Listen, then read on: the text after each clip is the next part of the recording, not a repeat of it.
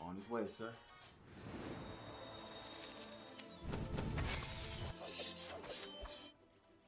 Sounds amazing. The HyperX Cloud 2 Wireless. Legendary comfort goes wireless.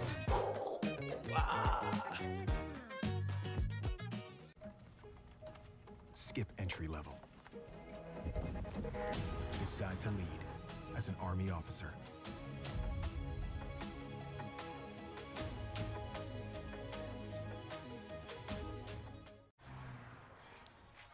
What will you like today? Another Cloud 2 classic? I'll stick with the usual. Maybe take a little bit off the sides.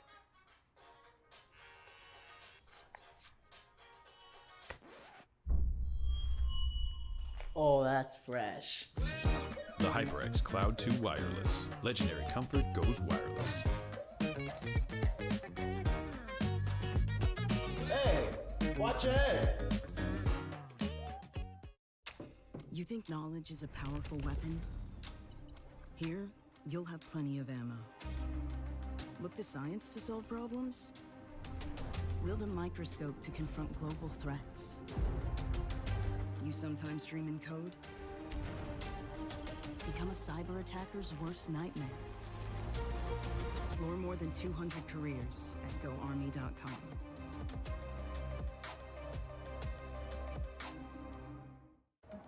What do you expect from that first job out of college? Working your way up from the bottom? Instead, how does this sound? Starting in a guaranteed leadership position with people who look to you for guidance because you're trained to give it and make important decisions in critical situations. Skip entry level. Decide to lead as an Army officer.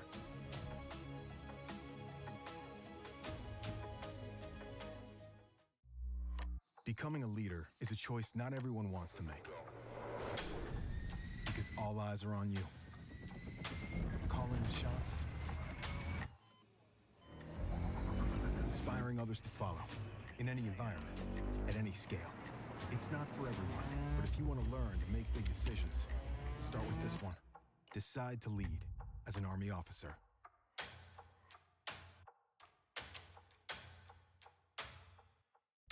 You think knowledge is a powerful weapon? Here, you'll have plenty of ammo. Explore more than 200 careers at GoArmy.com.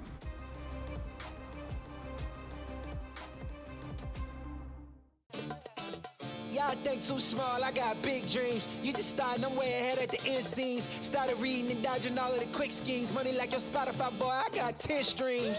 And I'm still looking for more. My people, they got a soar, I'm putting that on the Lord. Ain't accepting, ignore, just kicking down all the doors. Guarantee you, boy, if I ask for it, it's gotta be real big. I gotta make it just for my kids and for their kids' kids. That's wealth years and years. Promise my brother soon as he out and finish this bid, we finna do it bigger than anybody ever did. The odds is real big, jobs that's real big. Satan trying a little, my God is real big. Stayed up on the ground on the cars is real big. I gotta do it big, the only way that I can live. And I promise I'm trying to. Before you count me out, homie, let me remind you. They was blocking the shine, now I think it's my time to. Counting them dollar signs like lights, they'll blind you. Let me rewind to back when I was broke and I couldn't acquire 2 cents. And now I got 2 rents. They was sleeping on me, homie, must have got too big. Call my phone, I be like, who this? Damn right, hell yeah, I'm brand new. Smell like can too. I'm fresh forever like canned food. Try and tell me what I can't do. I wanna see the world, my vision on Shamu. That mean I got goals that's real big, foes that's real big. Y'all offer too little, sorry, my soul is real big. Coming into the ring with blows that's real big. I gotta do it big, that's the only way I can live.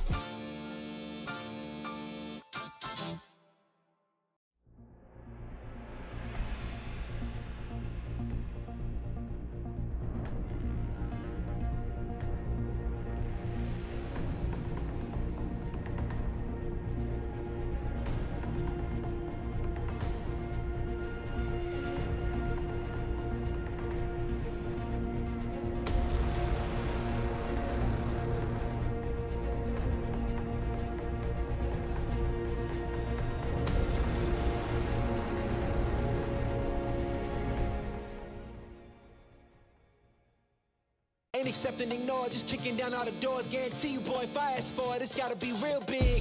I I gotta make it just for my kids and for their kids' kids. That's wealth years and years. Promise my brother soon as he out and finish this bid, we finna do it bigger than anybody ever did. The odds is real big, jobs that's real big. Satan trying a little, my God is real big. Stayed up on the grind on the cards is real big. I gotta do it big, the only way that I can live.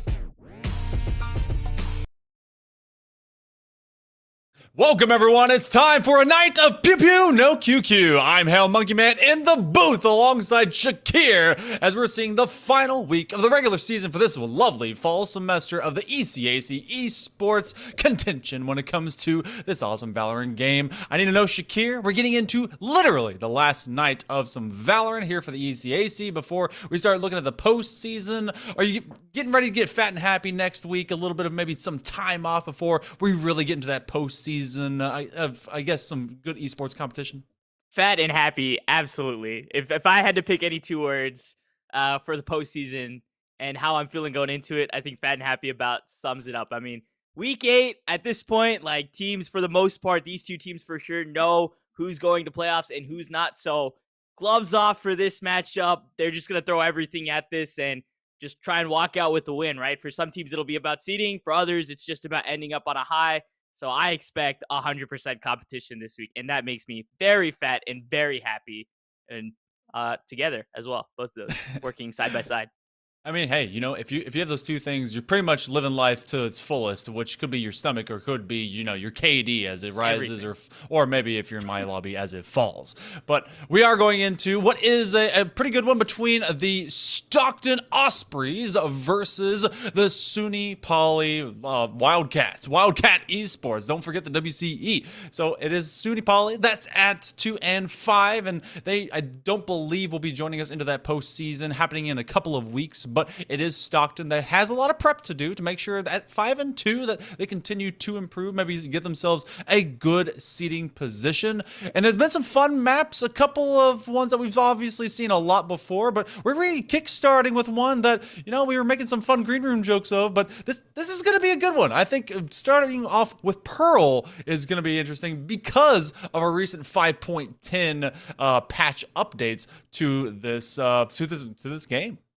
Yeah, a lot of agent updates as well, but the Pearl pick coming in gets me very excited because it is still, it's been in the game for a little bit now, but it's still newer in terms of competitive play here.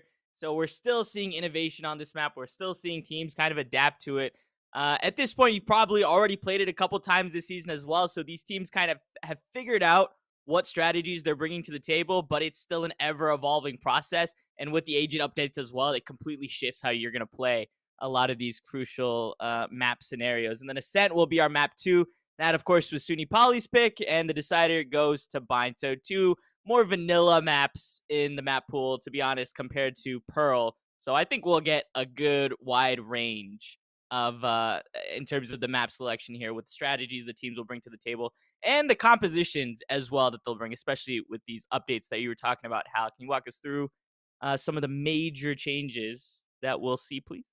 Yeah, of course. So since I was able to deep dive into some good patch notes on my daily commute. By the way, no one text and drive. That's for me to do.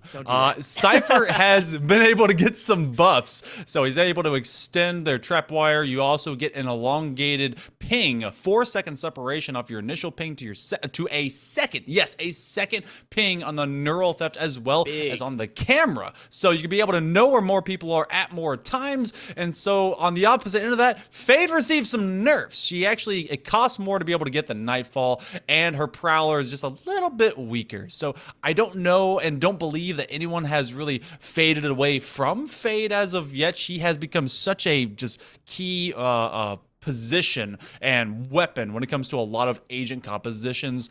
We're going to get to see, especially tonight, maybe if some of that will start to kind of shift over. But for the time being, everything seems to be kind of par for the course. The one thing that definitely comes to this map as a key controller are the Astras and how you set up those stars. Yeah, Astra being back kind of in the rotation is really big because that's such a do-it-all controller. See the 2 Fades coming out as well. The Reyna on one side as the duelist, 2 Chambers in the Sage. So that about locks in Stockton's comp. And for SUNY Poly, we're just waiting for if Bazbil will lock in the Fade or not. And I would imagine that they do. But really the key differences here are going to be the Rays, the Sky. Chambers for both teams are in. The Astros for both teams are in. The Fades for both teams are now locked in. So pretty similar, but still, you're going to have a lot of differences with the fact that you're duelist. And so the way you entry into each site is going to be slightly different. Stockton starting on the defending side.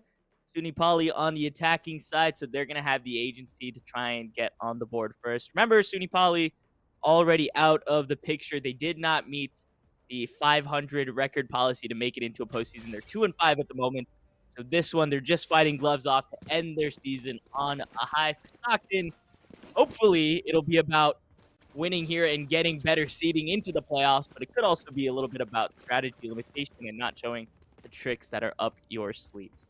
Now, I need to know, what is your lean? What's your thought when it comes to this Sage pick? I've not seen a whole lot of Sage as of recent when it comes to Pearl, and Stockton went straight into that agent, especially from a defensive starting point. It seems like direct denial is kind of the name of the game, especially as they're going to be going for kind of some elongated contact off of their particular duelist with that Reyna and the Lear, but it's more of an execution pick when you have Yip Yip on the raise that maybe they're going to be working in tandem with that Fade on their side. Looks like that Sage's B link and might have the guess right because there's a 5-stack over towards the B site and the wall goes up very early. B line control fully conceded. The entire team here, bar the Reyna, ready to contest as that wall breaks down. And here's the first contact, Hale. You got the Prowler that's going to go straight in. It does take a little bit of extra time for that Prowler to also get its bite, about 0.2 seconds longer, which is about how much longer you get to be able to see the world golden dabbing penguin, but Comedic will be made a joke of as they are dropped from within tall towers. So you're going to see this rotation as all of SUNY Poly, they gave up a couple lives, they grabbed a couple, and ooh, they fake out the rotate to go back through market. And so here they stay, but it's going to be the likes of the Ospreys that do bite, just kind of staring at each other. That was so weird. Why you got to look at me like that, Astra? Why? Yeah, it's like laser eyes shooting you in the face. I mean, it kind of works here with Hunter's Headhunter. Feels like a full picture of what's going on. But you're right with the faking the fake here. The entire defense is shifted over, so it's all on the Sage here. No wall to stop it. And on the second attempt, a headshot will go through, but the spike goes down despite it. 2v3 on the post plant, though. SUNY Poly down a number. And they've already been spotted going in the back. It's the Sage doing more damage again. And enough to win out that pistol round with the Ghost.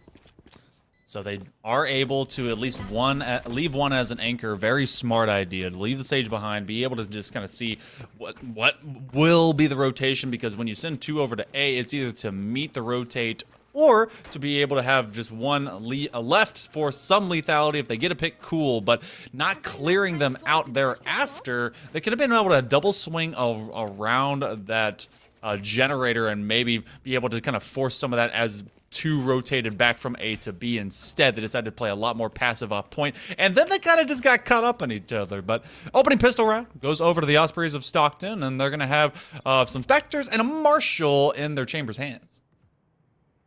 Yeah, classic bonus round buy-up. Effectively a 1v3 for that Sage. Credit to them getting a little battle. And it's going to be spotted. At least one. Comedic gets the opening frag, and Pocket's going to feel some pressure with the Spectre over there in Arts. Sage Wall will go down. Actually lifts the chamber up to get potentially into Link, what will block everybody else. And Spike's been picked up as well. A little bit of mid pressure, but SUNY Poly down a man have not picked where they want to go yet. I really actually love now this positioning. You have the slows that can come out. Oh, some direct touch though, as you do have the shorty, so they'll be able to get a nice little upgrade, as that was a great lurk and flank all the way from behind him. But Hunter, Comedic finds Hunter as they're just trying to press down ramp, and that's just not going to happen. Connector fights abound. Maybe they'll be able to swing this one. Comedic looking for just someone hanging out next to generator. The plant will go down, and they just don't stick around long enough. They're really just trying to get those quick shots to be able to take away at least a half shield. Playing ring around the rosy back there in the halls, and it's Saints to get the first kill, and a second Pocket comes in. And yep, Spectres against Pistols. Of course, who's going to win out? It'll be Stockton going on round 2 with ease. If you want to point out, when that Sage Wall went down over on B-Link during the mid-round, Hunter got boosted up. Hunter on SUNY Poly. And yeah, that shorty did a lot of damage sneaking up behind the back lines. Unfortunately, that's about where that flank ended. But now the real guns will come out. Vandals in the hands of SUNY Poly. Vandals in the hands of the Wildcats. And the Ospreys still a rough kind of half-buy from their bonus.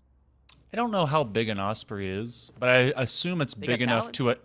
It's like, is it small? It's like big? I think small? I'd imagine I can like cuddle one in my hands. Like just like it's that tiny? Oh, okay. Maybe, Well, actually, I don't know not. how. I actually don't know how big your hands are, so it could be massive. I don't know. massive hands, yeah. Just gigantic, like Wreck-It Ralph hands. Be able to just Yeah, exactly. smash so, around. Osprey's nothing to me. Okay, gotcha.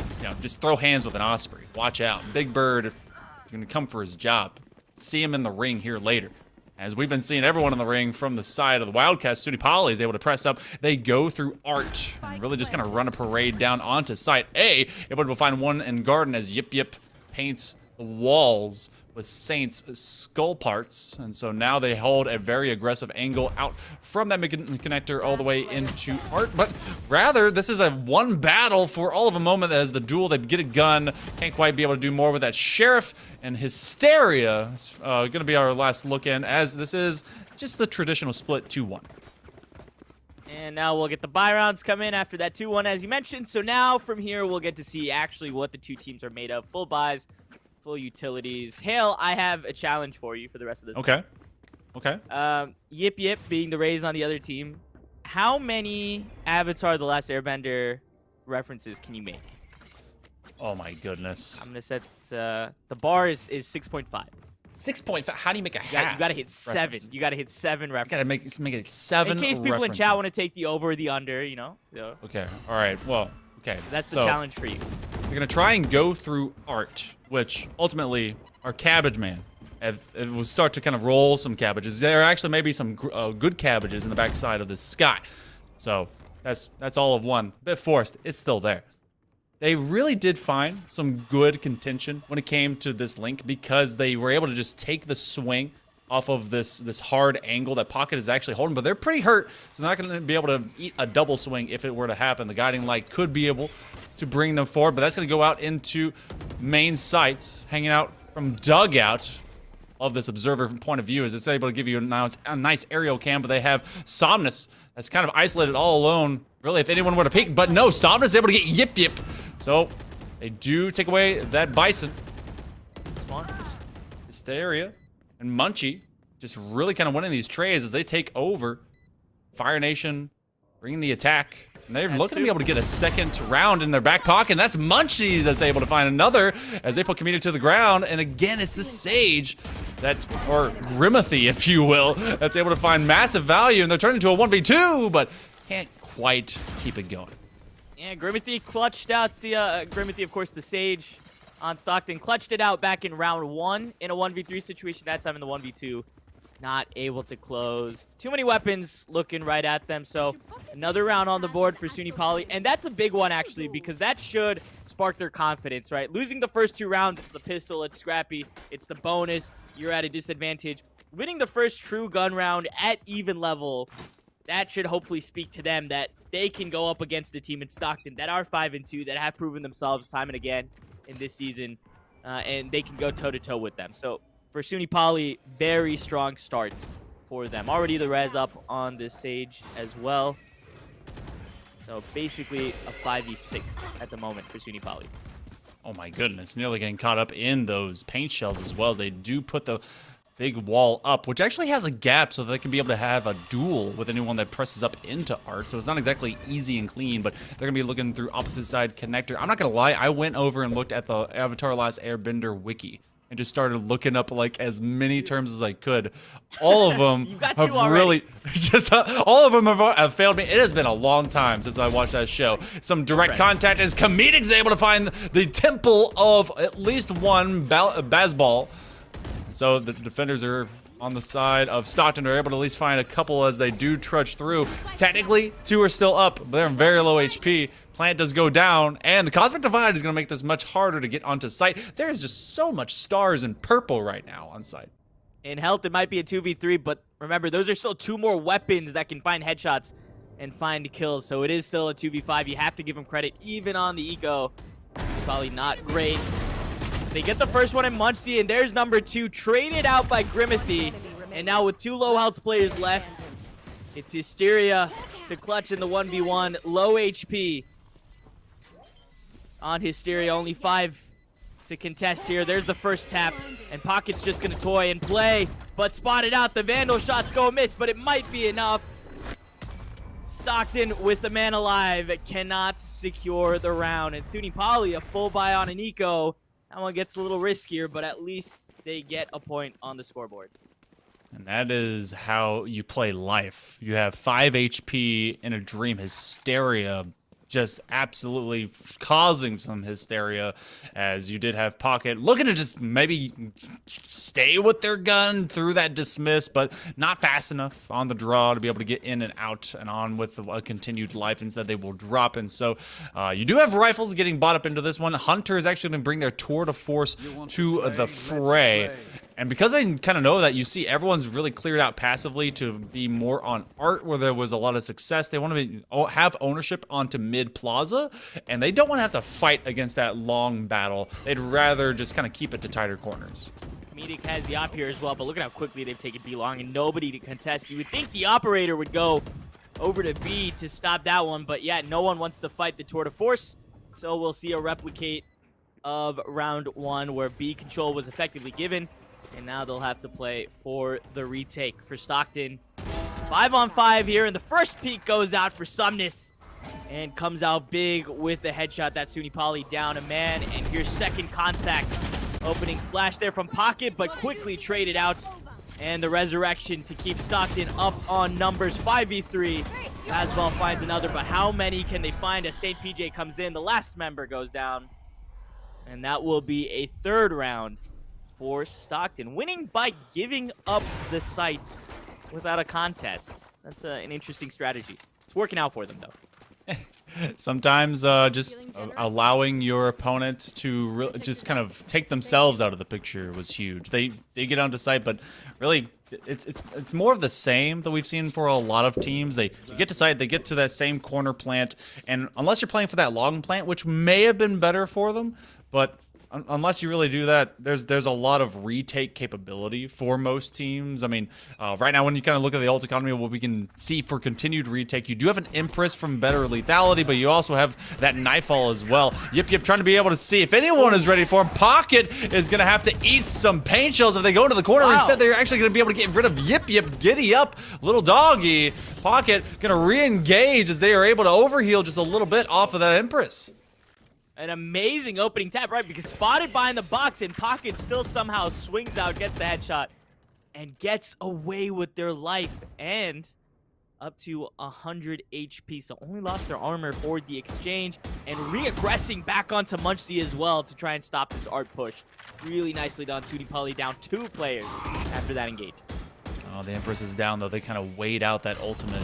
There's a lot of slows, and they're not going to be able to at least enter for free. It's going to be fairly dry, as they're just trying to be able to get a wall bang that is going to be a devour, another one taken, and that's going to just stop them at the point of attack and contact. They went to art, observed the museum, but never paid for a ticket, and thus they were kicked out, and they really never tried to go away and just kept trying to fight it downhill. When everyone else came back uphill from the side of Stockton, it was the Wildcats that had to just run it off. Very cheeky there from Pocket. I love that play. And SUNY Poly, they're going to think twice before they go back to art. That's been their main point of emphasis whenever they hit B, or excuse me, whenever they hit A. So back to B they go, trying to stay as far away from that Reyna. But remember, the Sage has also been putting in the work. They're over on B Link, and the first point of rotation over towards B. So no matter where SUNY Poly go, they always seem to find somebody ready to fight. And this time it'll be the Astra, but Yip Yip trades with a Sheriff headshot, and that's a Vandal that will get recovered by Hysteria. The Astra wall goes down, Cosmic Divide, and so does the Spike. Cosmic Divide blocks sound. It doesn't block damage, right? Or does? Doesn't block utility damage. Doesn't block utility damage. Okay. I was wondering about the paint shells going off from beyond there. You do have the Seekers expended, as actually they're able to trade 3 very, very quickly. Whoa. That leaves all of Bazball, but the Operator finds their chest cavity and will form a new way to breathe inside of it. So The retake was very quick after the plant. You had the Cosmic Divide invested to be able to get them site in the first place. But it will be Stockton who efficiently just comes into this one. And I need to know, because this is going to come up here soon. We haven't seen a lot of better mid-plaza control. But I was talking with Chad Lantis last time we were able to actually cast this. What do you call the little ramp in the middle of mid-plaza that separates the B connector and art? What do you call it? Separates. It's like that little slant. Connector. Right there. Yeah, there. Ooh, What do you call that? Stairs right side up. Oh, I have no idea actually. So we went with Mohawk. Mohawk. Yeah. Which, Well, there is you a know, push up to Mohawk now. This ended very poorly for SUNY Poly last time, and now with the showstopper, they won't find anything, but they will have space to attack this A site. It's fitting that Astra does go up Mohawk. And here's the hit on site, cleared away. Stockton are more than happy to play retake. It's worked out for them in nearly every single round so far. They're going to go for a little bit of chip damage there outside secret through flowers. Nothing so far. So 5v5 on the retake, but this is where Stockton feel very comfortable, Hale. I mean, they've got to, because they've really been able to retake for free and cleanly several different times. The Nightfall will come out, the Prowlers will go out, but they also have a Grasp to try and do the same. Quick Blind maybe is able to find one. Pocket is able to get another 3 trades for 1. Hysteria does get 2, but as Grimmothy, who's going to fake out the would-be Diffuse, and now they're actually going to hard hold it because Saint PJ is making sure that they stay alive. And so Saint PJ knows how to protect their Grimmothy. That'll be 6-3. What has been this timeline? You've had 4 rounds for the likes of Stockton. After they got the first couple on the pistol round, and it did look like SUNY Poly, the Wildcats were, able to find some momentum, but it has just been running away from them after those first 5. Attacking is always tough because you're the team that has to set the pace. And if you're going up against a team that's better than you or has more confidence than you, let's say, it's very tough to make them read you. But that being said, after SUNY Poly won the first 2 bye rounds, I thought that they would have that confidence in them to set the pace and set the agency, but Stockton's taking it right back by playing the retake and kind of taking it back in their control. So St. PJ peeks out into a bunch of Sheriffs and gets 1. Head-to-head against this Chamber here against Hunter and finds the head instead. And at the reload, Munchy will trade. That's Vandal pickup, but sacrificed 3 lives to get there. And the B site, they don't even know if it's open yet. I think at this point, based on how the pattern of things have gone, they're going to assume that it is wide open, but that they are going to get ramrodded from all sides. Pocket on the top of this Mohawk, maybe thinking of changing their hairstyle. They see the tip of the gun, and so they made a call out. Is that bait? They're able to find 1. Actually, Pocket does get dropped. 5 HP remaining. The regrowth is going to bring them up to at least a considerable sum of health. They're able to get up to 80, but not before the wallbang finds them. It was Pocket that probably gave them some at least known intel of where they were, and the quick short-sighted blind is able to make that Prowler's use even bigger, no matter how much has been nerfed. Just the way that they handled that final engage, right? It was still a 3v2 or a 4v2, what have you. But the way that they approached that with patience and utility and clearing out the right angles to make sure that they weren't giving up around, that gives me a lot of confidence in Stockton's play. There's a reason that this team are 5-2, that they're tied for 19th in this 49-team league. And with the win here today, if they can finish the season off 6-2 out of their 8 games, that's going to put them a lot higher and put them in the upper echelon of teams in the postseason. I wonder how many teams they're tied with at the 19th mark. It's got to be like, Let's find out. like a handful. Take a guess? Yeah, okay, so we got 19 teams. They're 5-2. That's a lot of squads. I want to say they're tied with like 6. 1 enemy 6. I'm gonna go with What 6. what if I told you that they're ranked 17th and not 19th? Does that change your mind? Well, I mean, you just kind of debated me, so that's fine. This one's kind of I'm going now way giving you the bigger. option to change your mind. Okay, all right, I appreciate that. Okay, I'm still gonna go with 6. I'm gonna hard line into 6. 6 teams are all 5-2. Are we doing Price is Right rules? So if I'm too high, then I'm out. Okay. Yeah. No, okay. We won't do Price is Right rules. You're close. 4 teams. 4 teams Okay. tied for 17th at the moment. Okay. All right. So wait, how many only have 1 loss? 6-1 puts you at tied for 14th. and then you also get a point if you're forced to buy. So I guess if your opponent can't make it or what have you. So there is a couple of weird point counties there where you get a point per win, but then they also had to buy, so then they get a point for that. So it does get a little bit tricky here on the top, but you know, if they win here, they would be probably in the top 15. Hey, that's not bad, especially when you consider what's kind of seeding is going to be happening.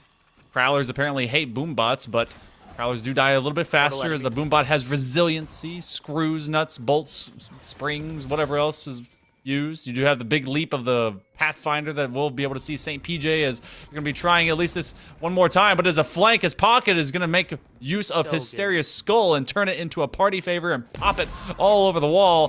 Trying to be able to find one for distance. Bazball does as well. A wall bang on a comedic. I haven't seen a Phantom do that in a minute. Plant will at least go down in this round. At least Yip Yip gets rid of the nuisance in Pocket, and that's going to kind of stiff arm their support, the rotation coming in, and now they have an advantage in numbers for SUNY Poly here. The Cosmic Divide as well to assist to slow down. Somnus will get the late lurker, so 3v3 we go. The counter Cosmic Divide to execute the retake, while Hunter and Munchie won't fall for the same tricks for the 5th time here. And Munchie will get the wraparounds and secure the final round of the half to go 8-4. You can only retake so many times against SUNY Poly before they say no. Fool us once, shame on you. Fool us twice, well, fool us you won't go fooling us again. Maybe. Classic, I don't know. Yeah. Throwback to that is the classic J. Cole line, I believe. Yeah. Yeah. J. Cole and George Bush, same person. So we go to the next half, and we'll be seeing SUNY fight from a defensive position. So I feel like, obviously, the Sage pick into that B connector and that link into just being able to kind of really set up on wall, get good post-plant, just defensive setups. I think that was huge, especially for Stockton. I think there's a ton of momentum for them to kind of run into this with. They are postured to do the same thing, take over Plaza first. I want to know how they're really going to run this one down. Just SUNY Poly, they're very offensively minded, and that's what they're doing to really just press off the initial attack, as Comedic will have to take a step away from the paint shells. Yeah, you have the Fade and you have the Sky there. So you're looking for a little bit of agency, a little bit of initiation from those flashes. And they've taken this art control, pushed them off of mid early, so it'll be a straight A hit by the looks of it. One player waiting for them in secret dugout. That back area, just playing safe, Hysteria playing their life. And then the wraparound will surely come through from Arts as soon as this hit comes in. So there are the smokes and the info. The spike will go down and the Sage Wall will cut off the help, cut off the rotation. But it will be a 5v5 for the post plant. We've seen this before. Oh, yeah. There's a couple that's going to be coming through Flowers as well. And Pocket has been able to just kind of ruin people when they can find him. But Hysteria, who's hung out in dugout for a while. This could be a Ninja Diffuse as they're already going for it. This is the typical setup as you do have the Astro Stars go down. But everyone will drop as well as this attack will be snuffed out.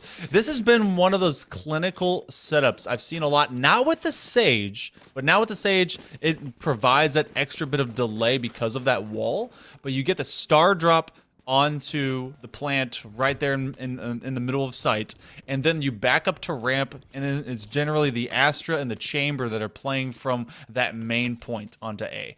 And it works so well to just create so much time to just give the attackers advantage. But when you just have good picks, and especially when you're just able to kind of go straight for the defuse and force the Astra up as they're alone, this doesn't go the right way.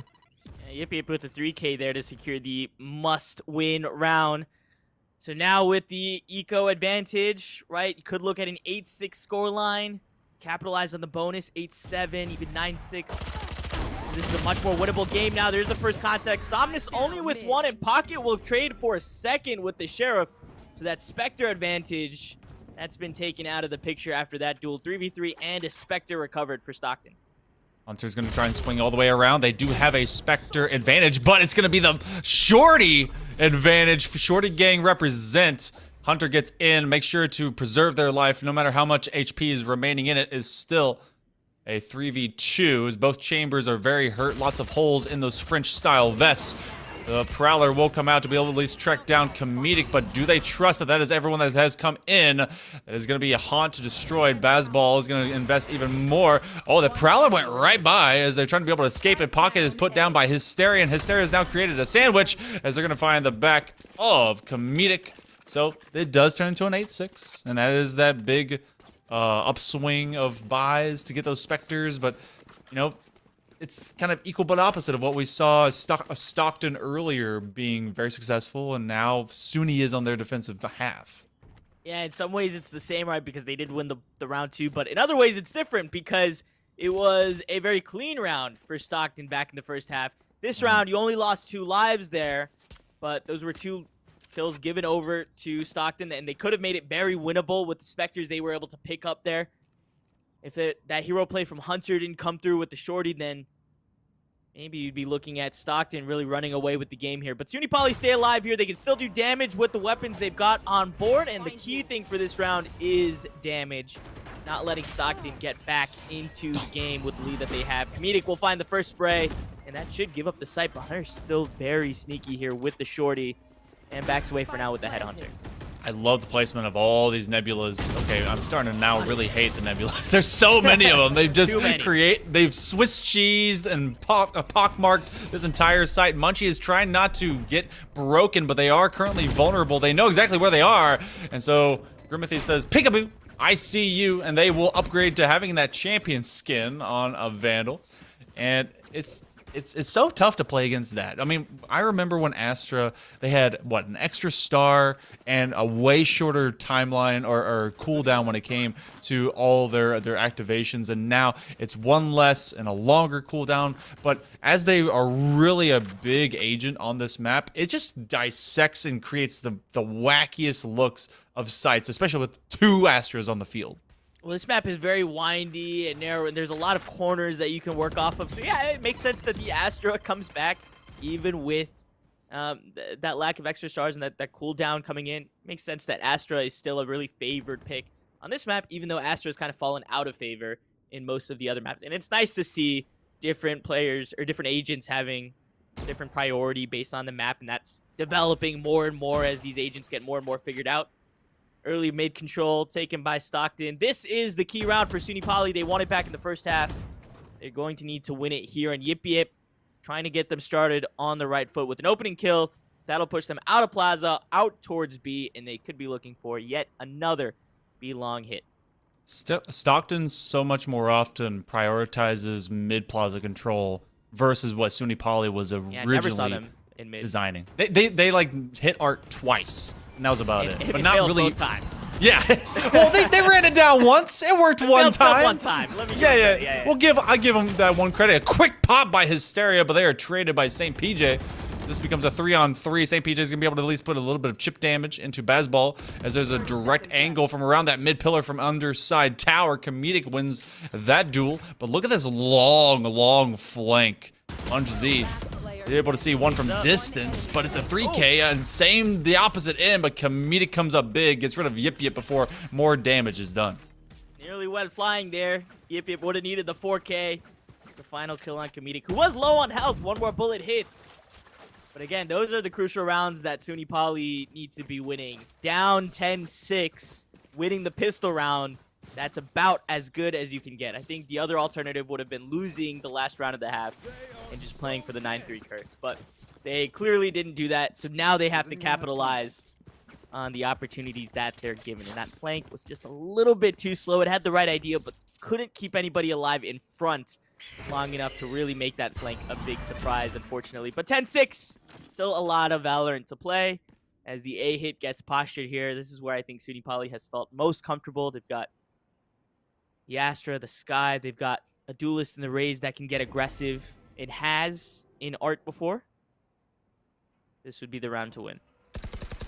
Comedic just have that tour de force, and they're trying to see quick angles. They have Hysteria that peeks out, looks at the Prowler to try and take it down, but instead they will retreat. That's showstopper to see if anyone steps up into the stars, but they're just seeing stars as they are laying back down on the ground. Comedic is going to have this tight angle, and they're going to have someone right in front of them. They will pop out and away, saying, whoops, that one's a little bit of a jump scare coming straight out from the nebulas. So with the 4-2 hold, They don't have much in the way of firepower, but both Hunter and Bazball are going to try and make the best of it that they can. They're going to have to win some fat shots, and instead, it's going to be fat and happy the other direction for Stockton to make it just 2 rounds remaining before they take this first map.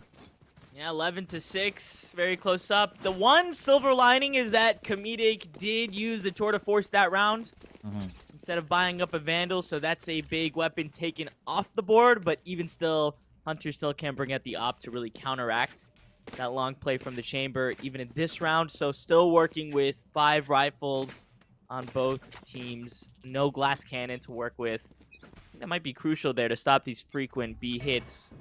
That one-shot action. They haven't been able to hold this side of the map. You know, later on, when we hit break, I'm going to give you time because it's been a while for me. I'm going to ask you for your favorite cross combo of animals from Avatar: The Last Airbender. You know how like they always smashed them together? I want to know which one was your favorite. My favorite cross combo of character. Give me an example. So they got the flying bison, obviously, but they have lion turtles. Oh, I see what you're saying. Yeah. Like they got mongoose lizards. You're gonna tell me your favorite. Yeah. There's a lot of good ones. Yeah, we're gonna go to break between maps 1 and 2, and you're gonna give the skinny on that. Let me think on that. That's really good. There's the first headshot from Munchie. I wonder if there's a Munch related animal in the Avatar universe. I mean, they're all up a man. They're all eating. One more. Look at the cat. Oh, I love it. Love these adorable stickers as well. And when players remember to use them mid-game. Peek from Hunter, nothing yet. Maybe spray a cat down. That might throw them off their game. Ooh, I don't know if there's many advocates of that. I'm not sure. I don't know. But we do have the Cosmic Divide that does come out as Somnus. Oh, okay. Do that. That makes sense. Yeah, don't. I just want to clarify. Spay and neuter, but don't spray your cat. There you go.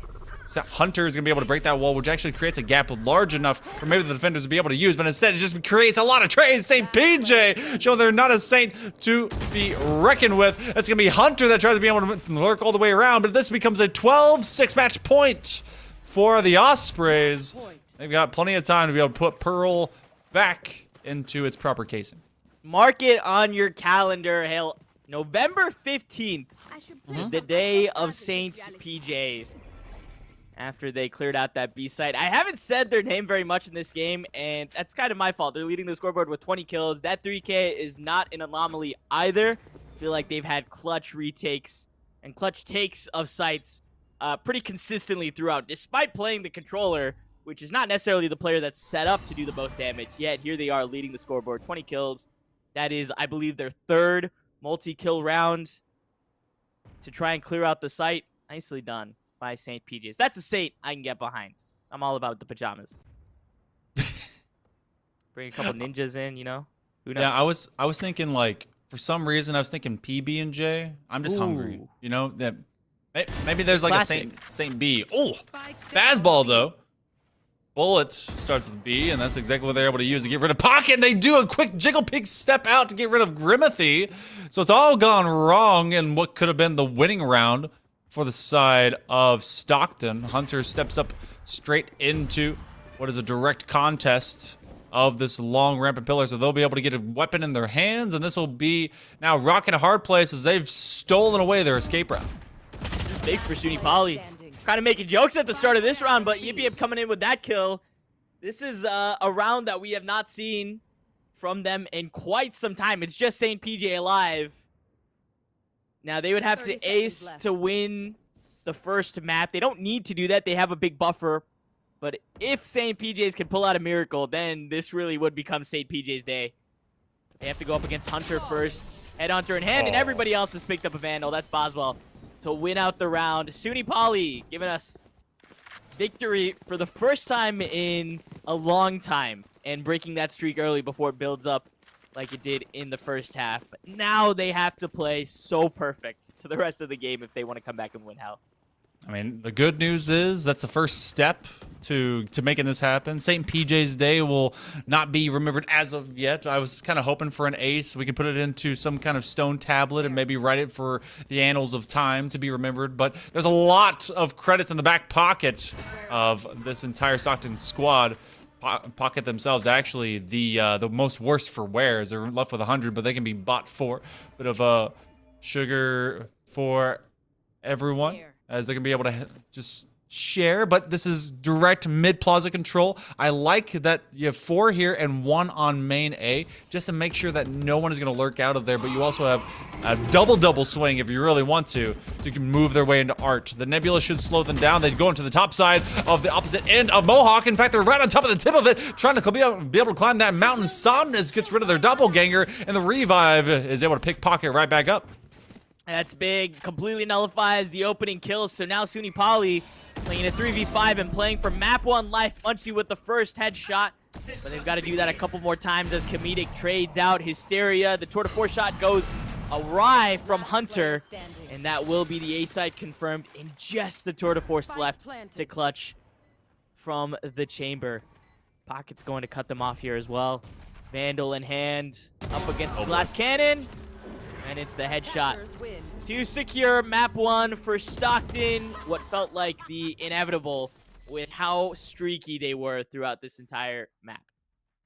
Yeah, Stockton, they had to just kind of get their whereabouts around them. The first couple of rounds in the first half, they grabbed it off the pistol, and then 3 went over to the side of the Wildcats. And at first, this 5-2 versus 2-5 matchup looked like it was going to be pretty dead even, but then you had 4 or 5 so rounds in a row, and it was Stockton that just took ultimate control. After that first half completed, it was all about how they really dictated pace of play going into the second. I think, if I'm not mistaken, that it was SUNY Poly that only grabbed about 2 rounds of winning into that second half. So Stockton the whole way around looked pretty strong.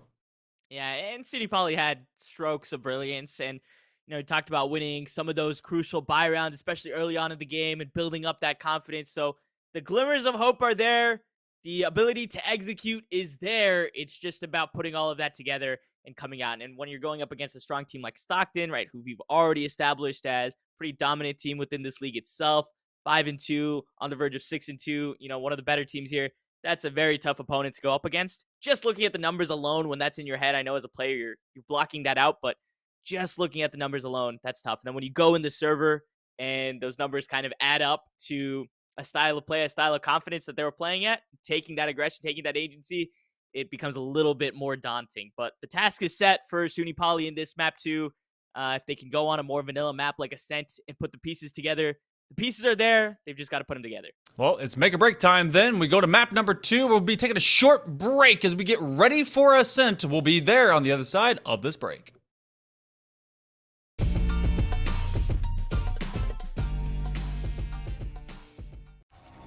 you the one others rally around? Inspire soldiers to follow your lead. Want to forge a better future?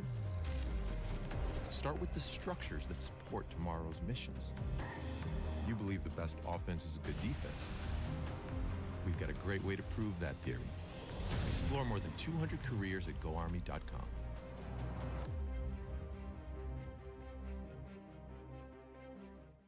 Hey man, I just can't find a comfortable headset. I mean, I've tried everything. Literally everything. Sheesh, my brother. I got you. The HyperX Cloud 2 Wireless. Legendary comfort goes wireless. That is comfortable. Are you the one others rally around? Inspire soldiers to follow your lead. Explore more than 200 careers at GoArmy.com.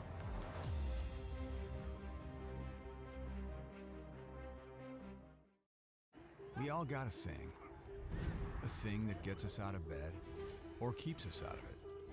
The thing we live to do, that we do for nothing at all. But don't do it for nothing. Take it to where it means everything.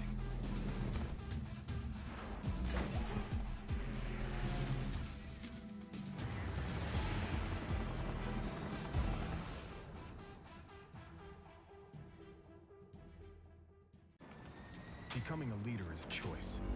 So if you want to learn to make big decisions, start with this one. Decide to lead.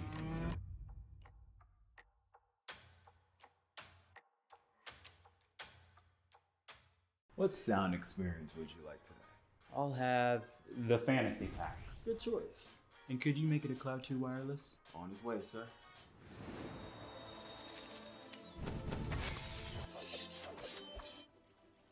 Sounds amazing. The HyperX Cloud 2 Wireless. Legendary comfort goes wireless.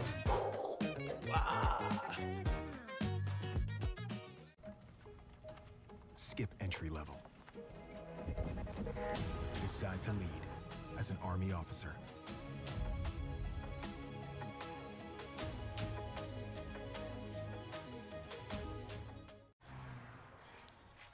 What will you like today?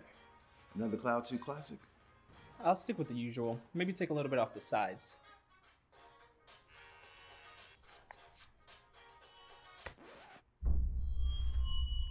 Oh, that's fresh. The HyperX Cloud 2 Wireless. Legendary comfort goes wireless. Hey, watch your head. You think knowledge is a powerful weapon? Here, you'll have plenty of ammo. Look to science to solve problems? Wield a microscope to confront global threats. You sometimes dream in code? Become a cyber attacker's worst nightmare.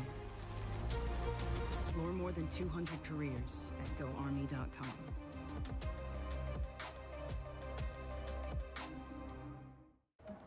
What do you expect from that first job out of college? Working your way up from the bottom? Instead, how does this sound? Starting in a guaranteed leadership position with people who look to you for guidance because you're trained to give it and make important decisions in critical situations. Skip entry level. Decide to lead as an Army officer.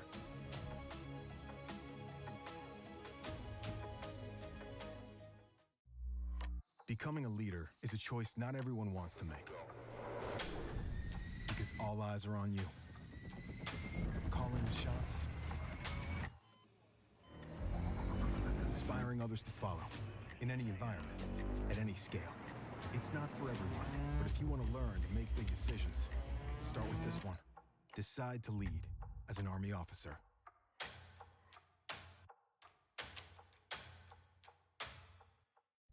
You think knowledge is a powerful weapon? Here, you'll have plenty of ammo. Explore more than 200 careers at GoArmy.com.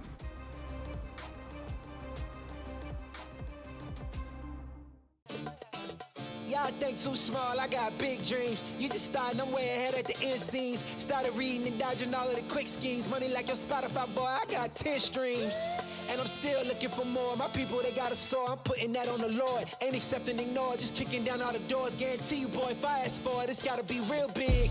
I gotta make it just for my kids and for their kids. It's kids, that's wealth, years and years. Promise my brother soon as he out to finish this bid. We finna do it bigger than anybody ever did. The odds is real big. Jobs that's real big. Satan trying a little, my God is real big. Stayed up on the grind on the cars is real big. I gotta do it big. The only way that I can live. And I promise I'm trying to. Before you count me out, homie, let me remind you there was. Welcome everyone back to Ba Sing Se. I'm Hell Monkey Man in the booth alongside Shakir as we're getting ready for map number 2. It was, what, a 13-7 ending in favor of the Ospreys of Stockton, as now we go back over to Ascent to be able to see if the Wildcats can come back into this one. And of course, we gave you some promises on the other side of the break that we would give our favorite hybrid animal from Avatar: The Last Airbender. Shakir, which route did you go? Which way did you decide to go? Yeah, so we looked up most of them just to give Chad a little bit of context here, but I think I have to go to my roots. I have to go with the turtle duck. I mean, it's just so incredible. It's incredibly adorable. In the little pond, and Zuko, you have like baby Zuko going and picks it up. You know, it's a really wholesome moment. So I think I got to put my vote on the turtle duck. You went in a different direction to me, though. I did. I went. It's still as adorable. Like if you kind of think of it as like small, either Digimon, Pokemon, and then it like evolves. It's the saber-toothed moose lion. That thing is gigantic. Now, what's crazy? Now, what's neat is I think that our picks both represent one of the teams that are playing tonight. It is Wildcats and Ospreys, but I feel like you have the strength and the dominance that is the saber-toothed moose lion in Stockton, and you do have the what was yours again? It was the turtle duck, which is turtle a bird, which is it goes. It's so in a way, right? The way that the teams playing don't necessarily match up with the animals that we've compared them to. So it's like a lot of analogies going on at the same time, right? But yeah, I mean, we're going to Ascent, which after talking about all of these Avatar, The Last Airbender animals, you know, Ba Sing Se, home of the zoo, Ascent feels almost in a way that it could be with the walls built up the way they are right outside the borders of Ba Sing Se or something like that. Maybe it's a stretch, but it does feel fitting that we go to this map next after SUNY Poly lost on Pearl. So now we get a bit more of a vanilla map in Ascent, something that's a little bit simpler, and they start on the defending side. So the pressure of setting the tempo has been lifted off of their shoulders, but they will have to contest against Stockton, who, as the Ospreys, have been incredibly quick and very fast in their ability to take sites. So, yeah, it's not going to be about setting the pace. It'll be about disrupting the pace for SUNY Poly. And not even just taking sites, but like being able to retake sites. They do not. They basically just played for retakes. Yeah, they did. They're like, hey, defense into offense. Yeah, we're only about rushing the site, and so it, you know, we just kind of wait for everyone to be there. We want to know the situation, where the bomb's at, and well, what the situation does cause for. Bazball is going to go over to the Sova. We have a Sova per side, no KO for the side of SUNY Poly, and that's become kind of the meta. But opposite of that, you do actually have the Killjoy, no chamber, and I do have Omen opposite of a Astra. So this is a very different dynamic on both sides. The only real similarity is truly the Sovas, and everything else is kind of a grab bag of agents. I mean, I lend myself towards Stockton's concept. I've been seeing a lot of great rounds of Killjoy, and I think Killjoy KO is such a good combination to just kill off any kind of attack one, especially when you hit that defensive side. But it is Stockton that is starting on the offense on this one as we flip starter points into map 2. Yeah, double info for Stockton there with the KO, with the Sova, and then, of course, Killjoy with the hold, as you mentioned. The philosophy on the SUNY Poly side, I think, you know, you had those flashes to initiate from Sky. You have your duelist in Yip Yip to try and get those pushes in, but it's going to be tough, right? I mean, up against a chamber, the KO is the true counter, being able to take away that teleport. So it's definitely, in my eyes, Stockton going to feel very confident just looking at these compositions.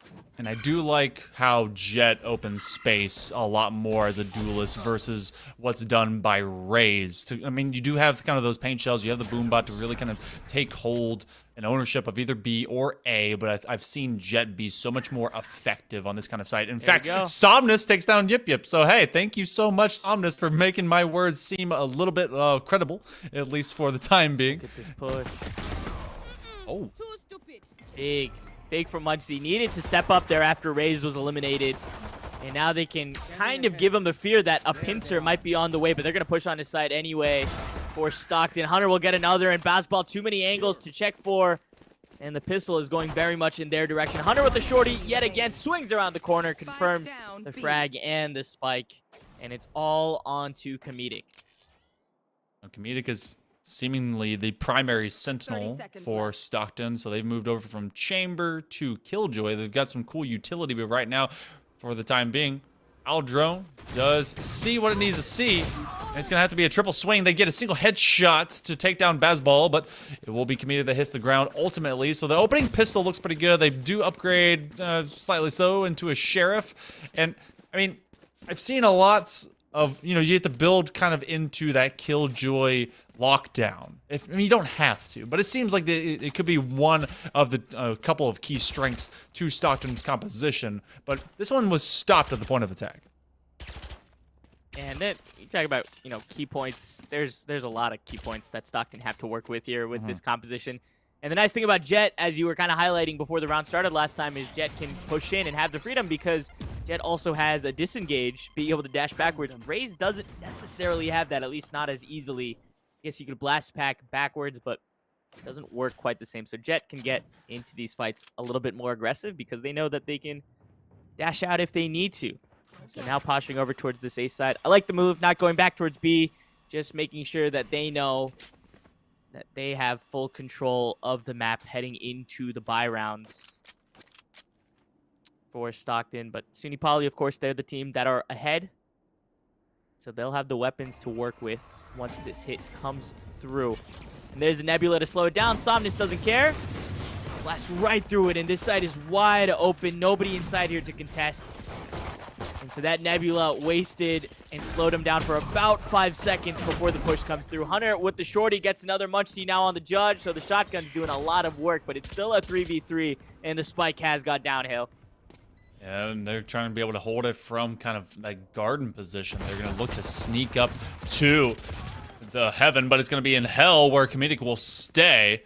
Able to utilize any of their hex grenades, but it's going to be a right click by Somnus. Is there a right click hero? St. PJ, you're calling it Saints Day for PJ. That tailwind has been used twice to get into the fray, but they one-way themselves. This will be a defusal in favor of the Wildcats.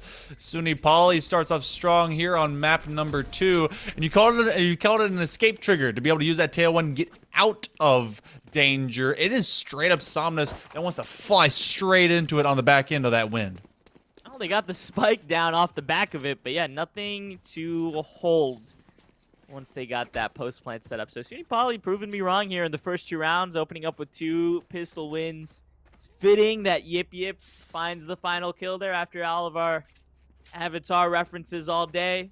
And with that, a side note that Zach has decided that what's the name of the penguin there in the South Pole? Are there anything special there? Just a penguin? I think just penguin. Well, it's episode 1 flashback, so Zach has picked the penguin to be his favorite. And St. PJ is going to get rid of the bison yet again. Wow! Okay, cleared up for Stockton. They came to play in this gun round. I think they were confused about one animal in Avatar. We're going to look back at that later. That they're like, oh, so it's like, what's it a cross between? Oh, it's just this. Like, huh, okay. Yeah, what was that? I want to know too. Trying to be able to jump peek. Somnus is looking for more hunters, going to mess with them. Oh, they're able to get even more. They will be able to pick up a Vandal, but do they have the idea to see where Pocket is? No, they just dropped. Owl Drone will be able to sight him out. Bazball never left the ramp, and so the attack started out great from mid. Able to use those ARs for better, longer sight lines. And hey, look, it's 0, 1, 2, 3, 4 on the kills for the side of Stockton. That is very poetic. I like to see that. SUNY Poly, of course, they were playing the bonus that round, right? So not the best weapons to work with, especially after 3 fell down in round 2. So give that one up to Stockton. But I will give credit to Stockton because I like how they played that round, playing with that mid control. And once you capture that mid control, this fast open space, if you're not contesting it, if you're not fighting for it, then you have the ability to rotate, go wherever you want on the map. And when you're on the attacking side on a map like this, it gives you so much more agency. Just like Bazball has done with the Odin, opening up with the kill, but traded with the Hunter's Fury. And there's Hunter's Fury on the other side in the form of the Op. It's going to be hitting the dirt, or the metal plates, rather, onto Catwalk as you kind of get aggressive with that Op out in open space. You're really going to see yourself get taken advantage of. Pocket does identify there's one on the back CT connector, was Hysteria just hanging out there. Now they're calling up for reinforcements in the marketplace, and Hysteria's going to be dropping straight onto site as Grimathy on the KO does welcome to the Thunderdome. 2 agents enter, and the bullets will run straight through them as they will leave this round. A lot of util to just take them away. You have a fragment and a hex grenade. Another one getting put up just to delay them from open space. And Munch Z is trying to be able to win a duel. They have a lot of peeking and maybe could be able to see a wallbang here in the near future. But no, it's going to be a 3-1. And it will be Munch Z that gets it. Okay, I thought it would be an opposite wallbang. And now they're going to try and run in with a Nebula. Might as well go for damage. And hey, if you die here, as they do, they will get a point towards their ultimate. So the Cosmic Divide 1 step towards coming closer. Every time I see Munch Z, not to switch up on childhood shows that kept us all entertained, think of Munchlax. Munchlax? Pre-evolution of Snorlax. Oh, okay. So that, I'm only part of the OG Pokemon, so we have to do like... this is later, for sure. It's like Gen 4? I think it must have been Gen 4 because I don't think I went past Gen 4. Okay, all right. So just like a shower thought to throw out there in the middle. Hunter back on the operator, got a kill last time. Won't get a kill with the Tour de Force this time. That's that disengage I was talking about. That's a reaction and a half. Not only to have your tailwind up just to be able to check and see if someone is sniping from mid, but to go whoopsie daisy and be able to get right out of it. But it will be Hunter that finds Mark onto Grimathy, who is not as fast, more of a toaster than they are able to quickly be agile. Comedic finds your favorite Pokemon as now they press up into mid. And again, same style as they were working with Pearl. They love to be able to have good ownership of these midpoints of the map to really give themselves extra alleyways of progression if they want to be able to rotate. And so with that mid control kind of taken, they've split this defense in half. So Hysteria essentially all alone. Hunter snuck back behind. Remember, with that tour de force spike in hand here. And that will be the first point of contact here on this initial take. So Hysteria can tuck into the corner with just the Sheriff to work with. They know they've got support with the Hunter Sphere. This would be a big win for SUNY Poly. This is a save round for them. Comedic will find the last remaining backup. But that spike is still here on B. The tour de force finds another 2v2 equalized. Hysteria still on the Sheriff as well. And it's shots to the back of the head. And Hunter a 4K to secure the eco round for SUNY Poly. That's something that we haven't seen from them yet. No, and that's something that was so necessary to be able to get themselves a little bit of confidence and momentum and just being able to work off the back of big save round, big thrifty, and it comes from a big gun. 4K for Hunter. That's proving that their name is not all just jest. It is, in fact, as lethal as it is cool. 9-3 right now through our first 5 rounds. And SUNY Poly, this is a little bit of deja vu. This was our same round diff before Stockton started streaking. It's true. Something similar. Stockton went on a huge streak the last time he got here. The Odin was positioned and would have gotten a pretty massive wall bang. But unfortunately, they back out. And so B main control taken for Stockton. Made it work from here before. Oh boy. A couple of taps, but there's a lot of support here on the defense. Here's the execute. Somnus dives in. Grimathy for backup as well. They haven't gone on the site yet, but there's the contact. 3 kills back to back to back for SUNY Poly. One for Grimathy to bring this back into contention, and through the flash as well, they'll get a double. And 2v2, both of them boathouse that spike down Speedway. They could run away with it if they wanted to. And that one's right down that tiny thoroughfare, and you don't have to be too close to be able to pick it up. Bazball thought that they had control, but it's now the runaway game. It's 2v2. You have a cool Odin on site. That's very nice, but it doesn't matter if they have the bomb. And look how just committed they are to it. They think that bomb is still hanging out on that main pathway. Instead, the door will go down. The turret will be able to alert them as they come into garden. And this is going to just be pure controls. They actually set it up for Archway. 0-point knife is in the back pocket of Grimathy for identifying anyone coming through heaven. And they have a lockdown as well to use. I don't think they will, but that's going to spot everybody and take down their utility for a short time. Plus, you have the nano swarms on the spike as well.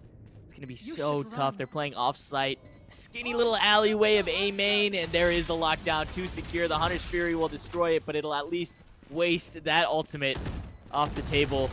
A crossfire setup here in A main and 1-1, but now they've tapped the spike. Agency has to come out here from Stockton. Hysteria finds the first, and now Grimathy with nowhere to go, but into the Odin, finds the kill, forces Hysteria off, and can find the kill. Only just do they secure the round. Stockton by 1.86 seconds. You know what's so unfortunate is that the initial ping on the defuse could have been committed to half, and then they would have been able to get it because they got no one pressed up from that crossfire positioning. And I know that there's a lot of people pros never fake. You'd at least be able to get half and then maybe work from that, because then they saw we got to see them trying to be able to work for that duel and then maybe go back into that after they had a late fake, or rather a late half, and just didn't play out. So that's tough to be able to hold your nerve in that position. So this does go in similar fashion for Stockton, as that they are able to tie us up through the first 3. Paint shells will press them off, a little bit of chip damage onto Pocket as everyone's trying to just drive up for maybe some even ults. The lockdown did get expended inside of that round, and so they're looking to clear out wine. That one is proven to be quite open, and Yip nearly committing a sin to just dry peek into everyone. They will be tagged by the owl drone. They're just trying to be able to survive with their entire head intact. Hunter gets away with only 5 HP after that executes. 5v5, it's worked for them before, but now their buy isn't the strongest, and Hunter with 5 HP somehow stays alive. Pocket will finally take them down. And here comes the reinforcements out of heaven. A flash to push him off position, but Somnus is there ready for Hysteria, so only 2 alive. Not much to play for. Not much that munchz can do from this position, and St. PJ will finish the deal. That one was a pretty telegraphed A hits, and quite frankly, SUNY Poly just didn't have the resources to counter it either. No, they were pretty much on an eco, having to deal with losing the previous one, and so this one's been so back and forth. And something that, you know, really kind of didn't play in their favor in the previous map was they got caught having to buy and then say, buy, save, buy, save. Never really able to have successive rounds where they could be in the same level of contention in their creds and more against Stockton. And so Stockton takes advantage of that in a very, very smart way. I mean, you got to be able to, you have to buy up at some point. Otherwise, you're always just kind of in a round robin of having a light shield and a sheriff. That's coming aggressively out from a main. You do have the tailwind still activated for Somnus as they're ready to take on that 1v2, but it is that press that's able to limit Stockton now just down to 4. They do have good mid control, but that's something of aggression we haven't really seen yet from this defensive side of SUNY Poly. Something we've seen, you know, the pros and champions be able to do. And I want to see maybe if they start utilizing more of that in this first half before we flip.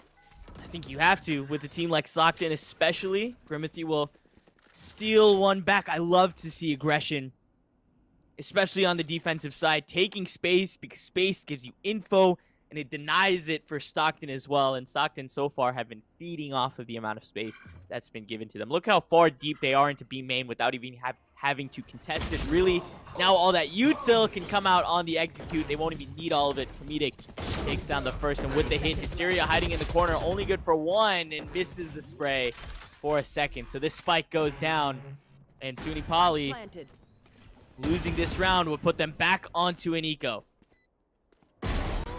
Have a little bit of a bait situation because of Grimmothy going down while they're in ult, and now no longer able to be revived. You actually have the Cosmic Divider that's going to be invested. Here's Bazball is not expecting that nice little kind of half-ledge peek, so they do take away that boathouse, but munchz is left with very little time. St. PJ is able to create some extra space as they're hanging out with 1 hurt next to Box and hiding inside of both the boathouse as well as next to Box with the dark cover down. It's so clever, and it's so tough to have to work around because you've basically created a hide-and-seek situation, and for once, the hiders have the advantage. Yeah, any damage you can do there if your munchz is good damage. I mean, the bank has been built up so much for Stockton, but every kill is 3,900 credits taken off the board, and armor and weaponry. But unfortunately, you know, with that Cosmic Divide down still, 2v1, it's tough to even walk away with that 1 consolation frag. So 3-5, they'll go down to a little bit of a half by disjointed 1 hero vandal. So not the best to work with. We've seen them make it work in this map already once before. That's one of their wins came from an eco, but to do it twice, that's a big ask. But that's exactly what they're looking for here. St. PJ's pressed all the way out from around tiles now into mid, and I like that they've kind of projected having their jet on north side mid, south side, whichever way you decide to see it. But they're all the way down the opposite end of Catwalk, and now it's going to be walked up for Grimmothy. The guiding light does come out, and you do see Shock Ball go forward. Bazball is able to just run it up as that Stinger, which did get a little bit of a buff, is able to find some value to get rid of Comedic. And now that means Bomb is, well, still all the way back outside B, but it's more of a default. As again, they have their Sova kind of pressing up, and there's been a lot of tension hanging out here in this cubby from the opposite end of Catwalk, as so much is wanting to maybe lean into Garden. Bazball gets a wall bang against Somnus as they upgrade from Stinger to Vandal. This becomes a very disjointed attack with only 2 remaining. This is such a good flank from Pocket as well. How much info can they get? Multiple frags, 1, 2, and a third spotted there on the back of mid, and that will signify this push to be in. They're so far forward as well. Bazball has no idea where to look. They can't count anything out. This spike will go down. Pocket single-handedly making this round winnable for Stockton after SUNY Poly gave up that B control. A little bit of a light flash, and they will never expect this. Munchzie has all of their sightline pressed to look at Grimmothy, who's just hanging out outside stairs. They will trade their gun very directly, but the showstoppers, Yip Yip's going to look for more. They're able to find them just hanging up on top of grass, but now the defuse is coming in. Looking at, oh, actually, there's no one left. I don't know why I'm still casting. Okay, cool. So they do make great use of the showstopper. Sometimes you just get so caught up in the momentum, like looking for more people to shout about. Where are they at? I'm just bloodthirsty. Okay, so it's a weird track record for SUNY Poly because if you look at all of their wins so far, it's a pistol, it's your bonus, or not your bonus, excuse me, your force up in round 2, so you have the weapons advantage. But their win in round 5 and their win now in round 9, both of those were eco wins, not gun-to-gun wins. So I don't know what they're doing differently with their eco rounds, if they're playing with a little less fear. But that's how they need to approach these gun rounds. Yeah, that's true. Just pretend. These are the rounds they should be competitive in. Sorry. Just pretend that your Phantom is a Stinger at this point. That's what you just gotta do. Or just play the Stinger. It's the best gun in the game. Yeah, that one truly. I mean, triple tap, come on. There's a little bit of damage done by Pocket, who again was able to open up that opportunity in the previous round in the first place. They were clutch and key on the Reyna, winning some duels on Pearl. This time around, as they have moved over to Sova, they've been able to provide a lot of intel, which honestly for themselves has created a bunch of chances to just take on 1v minis, especially off of that late lurk and that flank. And now with everyone still alive on both sides, less than a minute to go here in round number 10, as SUNY Poly, the Wildcats, would love to be able to tie this one up at 5. But again, can they play real rifle rounds, or do they have to be playing off of weird gimmicks when it comes to just having stingers? Well, that owl drone is going to spot for Bazball that there's at least the spike there towards B main. That's going to cause the rotation from Hysteria. They're still kind of wary of the smokes going down by St. PJ's. Pocket is going to get the opening, and so Bazball is left all alone here. 3 players still over towards the A site, hesitant to rotate, and they're going to try and get behind the back line. Bazball swinging right around, giving up this site, at least takes one. It gets out with their life, and now they have a numbers advantage for this post plant. I was thinking that the Hunter's Fury would eventually come out. Pocket will take a bit of damage and will be less of their shield and a bit of HP as they run it up now onto the Thoroughfare. Yip Yip and the gang. They're going to try and burst onto the scene. St. PJ keeps them alive. It's a 1-2 swing. Oh, they're almost able to get a 4K off of it and be the hero, but it will be SUNY Poly, nearly reduced to 0, that has just enough on the man advantage with Hunter tying them at 5. That was nearly St. PJ really making today All Saints Day. Yeah, they're really chasing after getting that holiday named after them. I mean, with the way that they've been playing, and they only have 7 kills, you know, and if you look at the whole map in context, with that round being a 4K, and again, nearly the win, you know, they had 3 kills coming into this round, but the crucial thing is the impact round. Is the impact. And St. PJ, I don't think, ever fails to find impact. But still, it's 5v5, SUNY Poly. They've definitely found impact here in this one. And that was also their first gun round as well. So, didn't give them enough confidence back in map 1. But now, after 2 ecos and a gun round win in your pocket, if you're SUNY Poly, should hopefully feel a little bit better. 5-5 isn't where you want to be on Ascent when you're on the defending side, but you take what you can get against Stockton. You could say that they finally got that gun devil off their back. Shout out to my chainsaw weeb friends out there. But for the time being, this attack is shunted, especially because Hysteria from Heaven is able to take down Pocket. St. PJ is going to be looking at what they can do to recover that bomb. 2 HP on their Duelist Insomnus. They're the one that's awaiting direct contact from this one, but they do have a good crossfire setup. Munch Z is just waiting. They do see the peak of that gun barrel, but they're not going to enforce any sprays to give themselves away in their position. Munch Z makes sure to retreat, and they'll have another Nebula set up, and they're just full control of this bomb. You got to be able to get to their side if you're ever going to have a chance of getting over to it. The lockdown will be invested. All right, it's a game of chicken. Who's about to lose it? Munchzy will, at least for the time being. And now you got to get out of there. Now they have at least space to work with to get that spike if they want to. Hunter doesn't TP out fast enough. They can get in, but they don't have enough time to rotate. It has to be the A hit here. Somnus will at least get one, but 2 HP. They're taken out quickly by Yippee with 6 seconds. What can you do if you're comedic? I don't know if they've got it just on timing here, but Yippee will surely get them with the blast pack. And yep, just narrowly missing, and the 4K for the Flying Bison. And that is at least a tied half for SUNY Poly. And I would say that's not just damage limitation, that's a full-on recovery with the way this map was looking just 3 rounds ago. Yeah, with the midpoint of the half, it was out of those 6 rounds, 5 of them taken by Stockton, and then recovering just fine. The last time we saw the first half on map number 1, it ended 8-4. Only able to take that last round was the Wildcats. This time around, they have a chance to be able to go ahead by 2 into that second half. So that's pretty clutch and key. Comedic trying to play reverse Uno card against the would-be Sofa or Chamber. Big trades as Hunter is able to make use of that operator, and the attack off the Bladestone from Somnus is able to get rid of Munchzy. Reverse Uno, they'll pull out the +4 card with that op kill. And the 1v2 over there in mid, Somnus, you're never going to win that. A Phantom and an op shooting your way, and Hysteria will pivot over towards towards B main to finish that one up. The spike can go towards A pretty happily, but SUNY Poly's done plenty of damage here.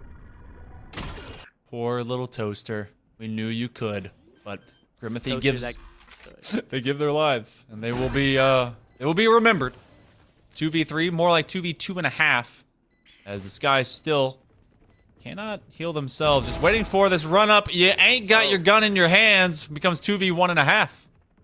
That's impact, and now they're worrying about St. PJ's closing in from behind, but they don't need to. Comedic double headshots with the Odin, who says the LMG can't get headshots. 6v6, they're tied up, and I gotta say, Stockton, they gotta be feeling really good here going into the second half. So we kind of look at what the concept has been, and defensively, Killjoy can be able to turn B into their playground. This is what we call the toaster bath. You're going to have 2 of your grenades down, your mollies, as well as your sentry bots. So pretty much full control when it comes to B. That's probably why we already see the bomb at least into a default to lean of A. And with this 6-6, I think that they're going to feel a little bit better, especially about stopping anyone or Hunter from distance. Hunter could really determine where they wanted to go, play around a lot more when it comes to their rendezvous between Marketplace, B, pretty much anywhere they want to go. But it's going to be tiles for this position on this attack from the Wildcats, and they want to take pure mid control, something that was missing before. Yeah, something that we haven't seen yet, not even really from Stockton, not truly. A rush through mid here, and they're going to pop B, but that's a kill through the smoke for Pocket. And that spike as well. No trouble to recover it, but Stockton here on the defending side doing what their composition was built to do, and that is defend. St. PJ finds another. There's the turret from Comedic. Nasty on these pistol rounds when you have no armor. And Pocket secures. So Stockton starting off this half on the right foot, unlike SUNY Poly, who won in the first half. Stockton can take the early advantage on defense. Do like aggression. I mean, as much as I love aggression, pressing out and creating space from defense, I like it even more if it's executed well when it comes to offense, to be able to just take an attack lane and, you know, really make it your own. But when you go into Marketplace and you forget your coupons and suddenly the prices are too inflated and you've left your wallet at home, well, then everything just turns all wrong for the Wildcats. And they're just not going to be able to win any of those duels in the opening round. Oh my goodness, Somnus turns Hunter into a memory, and they're trying to be able to find even more, but Munchzy is able to get rid of St. PJ, and now it just becomes a Halo 2 rifle as they're just spamming those quick martial shots down catwalk. Yeah, and just barely gets out with their life as well.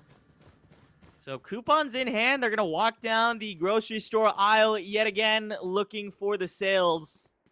And I think at the moment they've missed the holiday deal. Somnus will find another one. Coupons expired. Pocket taken out yet again. That's the cart full of groceries taken down. And the 4K, a no scope to clean it up. And it looks like they got there just as the Walmart closed. Hey, but you know what? Black Friday is coming up, so they've got another chance to be able to get in line, but it was Somnus that already punched their ticket to get to the front of the line as they got a 4K off of that Marshall. That doorbuster. Oh, yeah. Just look, they want some cheap GPUs, and for once, they're actually reasonably priced. Maybe still a little bit above MSRP, but just enough to say, hey, you know what? I could build maybe just a tiny little PC out of this one. So we do have Spectres off of this bonus for the side of Stockton. This is seemingly one that SUNY should win, especially because they do have ARs, but Somnus, again, is winning the duels against Hunter.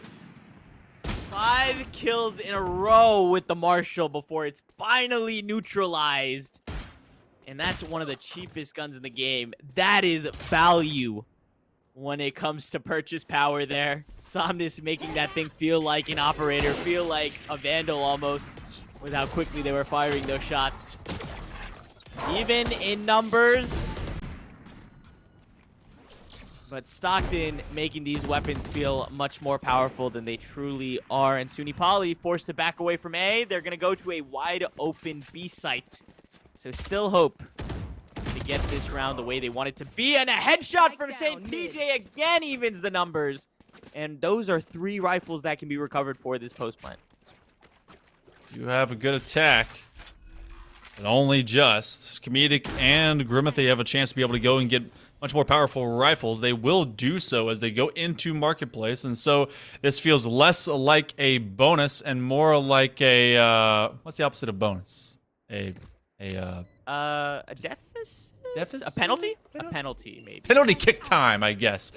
Who's going to be lining up to make the wall in front of the net? You have the 0-point knife going out, the fragment as well. No, actually, that is a flash. No one's looking up. Everything is down. On the opposite side of the box, they play cat and mouse, and there's actually one behind them. So, receiving the post-plant attack very well is SUNY. Again, that should have been around they win, but it was very expensive because 3 of them dropped. Yeah, that round was a bit of an emotional roller coaster. Right? SUNY Poly won the round. They should have won the round. That's exactly what we expected, right, at 2-1. Bonus points for Stockton because they opened the round up with the kill, and they were even in numbers for a very long time. They looked like they were going to win. If they won, that's a big red flag for SUNY Poly. They're now digging their way out of a hole before they can even start thinking about coming back and winning.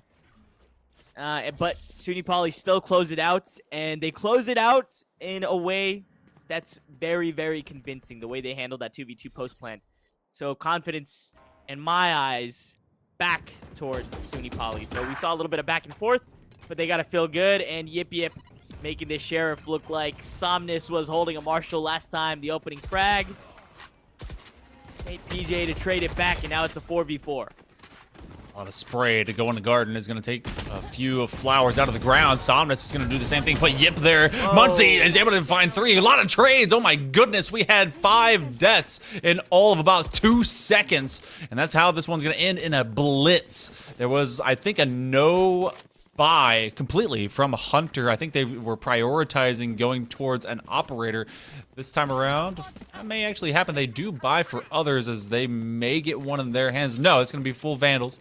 As another Marshall for Somnus. You were saying that Somnus feels like they have an operator when they have a Marshall. I'm starting to think that they believe that too. $4,500 for an op, or $47 for an op, when you can just pay $1,100 to get a Marshall. Yeah, operator's just an overpriced Marshall at this point. I agree. Yeah. It doesn't shoot nearly as fast either. Oh, God. Wow. That's damage. That's a lot of damage. Putting holes in boxes and nearly in skulls, but now put it under pressure as the Blade Storm will not be able to get much. Again, that duelist battle between Yip Yip and Somnus is able to have Yip Yip now press through into Marketplace. They're going to try and run it out behind Seekers. They know where they are. The shock dart's going to keep them at bay. Comedic stuck in this corner. They know that they're stuck behind that wall. They get rid of one. Comedic, they own this house. More of a timeshare, as they now have to be able to share it with the likes of SUNY. And it's going to be a 3v1, but everyone is hurt, except for the regrowth that gets them relatively back up to full. And it's a 3v1 there. Comedic, unfortunately, had to get evicted, and so not a lot for Grimmothy to work with. Play for exits.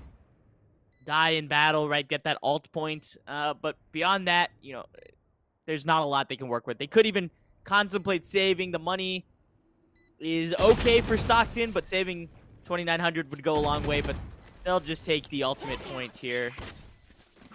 That's an investment in the future. I gotta ask, throwing back a couple of rounds here. You mentioned toast a couple times. How do you take your toast? Ooh, toast. So I do like it fairly deep brown. I am an almost burnt kind of guy, right? Oh, wow, sound like my mom. Yeah, and I will do a thing that most people won't do. On the same piece of toast, right? Okay. Half I'm butter, ready for this. half jam. Boom. Half butter, half split down the middle? Yeah, so you get on, if I was doing left and right, left butter, right jam. And then that way you get, like, each. Fold it in half, or what do you do? I actually just, I like to experience it because I want to have that crust on my tongue, so I want to be able to have both flavors, like, separately. But you can bite down the middle and have both flavors together if you choose to. Oh, I kind of do like that. Yeah, a little smorgasbord here. Yeah, Stockton didn't bite down the middle. They just decided to win this one. 3 kills, spike down. Not much for SUNY Poly to do here. I do wish they took their toes half and half, though. It's the best way to be. And so far, this has been kind of a half and half battle. You have a battle above heaven and then one coming out from main.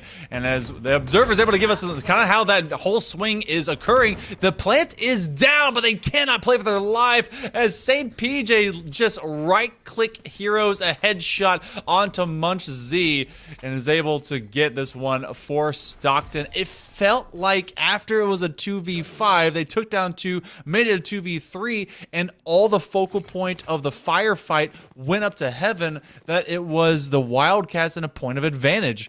But they didn't quite play for the angle, more so, like, because I get the tunnel vision to want to go out, win that duel. Sometimes it's more about playing your life instead. A little bit underwhelming of a round for SUNY Poly. I mean, they had the eco advantage. And they lost the round still to Stockton. Granted, it is the defending side, but still, that's a big win for Stockton to get right back into this without really having to take a true save. Or ultimates to work with. Somnus is going to take down the Tour de Force early as well, and that is their biggest weapon, the biggest advantage for SUNY Poly, taken off the table early. We've seen an entire round off of Hunter's shoulders from that exact point of view, off of that Thrifty with that Tour de Force, and now it's erased in its entirety. The Hunter's Fury is able to identify that Comedic is in mid. They will be taken down from distance, but not by the Hunter's Fury, instead by a great shot by Bazball, as that now is going to be found. Grimathy gets rid of Bazball, becomes a 4-on-1. Munch Z regretting their position, as it could quickly be sandwiched by and from all sides. It will be 2 running it through tiles, 2 on the top side on B, and now you got to force yourself into a double swing. Munchy kind of trapped between a rock and a hard place, and there comes the hard place, gets 1 kill, and the rock comes through and finishes the deal. I really like that round out of Stockton. That's exactly what I want to see a defense doing, right? When there's some sort of action, you need to see a reaction. That's just basic science right there. You learn that, you know, when you're in 3rd grade. So the mid push comes in, heavy presence. They know the numbers are there. So Grimathy, what does he do? Takes initiative, goes up A main, doesn't see anybody. Goes a little bit further, still doesn't see anybody. And then all of a sudden, they're right behind Bazball on the other side. Gets the free kill, completely disorients what's left of the SUNY Poly attack. And then from there, there's nowhere really for them to go except B. And that's when they can start to crunch in on all sides. So a textbook defensive round from Stockton there in my eyes. Yeah. I mean, Shakir, you're basically the new Bill Nye telling us about simple science. I got my bow tie on and my green chalkboard behind me. Oh my God. Whoa. Comedic, though, is going to be the new physicist trying to tell you what's up. St. PJ is again influential. And they're just going to go straight to Bazball saying, all right, man, this is one of the coolest you know, last kill of the round type animations. We're going to be seeing it from the Phantom Oni. And it becomes match point now. A less severe match point for SUNY Poly to face, because last time they did it was 6-12. This is 8-12, but it's still the 12 that Stockton has been able to get for themselves. And, I mean, last 3 rounds, actually, this entire first half, second half, only 2 rounds have been able to slip over to the attack of SUNY Poly. Yeah, and from here, they need more than 2 rounds. Obviously, they need 4 because overtime is what they're playing for, and they have to be perfect from here. One mistake, and Stockton will close it out, and there's the first mistake already. There's mistake number 2. Hunter goes down to the hands of Somnus. They made the Marshall feel like an up. They make the op feel like a glass cannon. And only 3 alive here for SUNY Poly.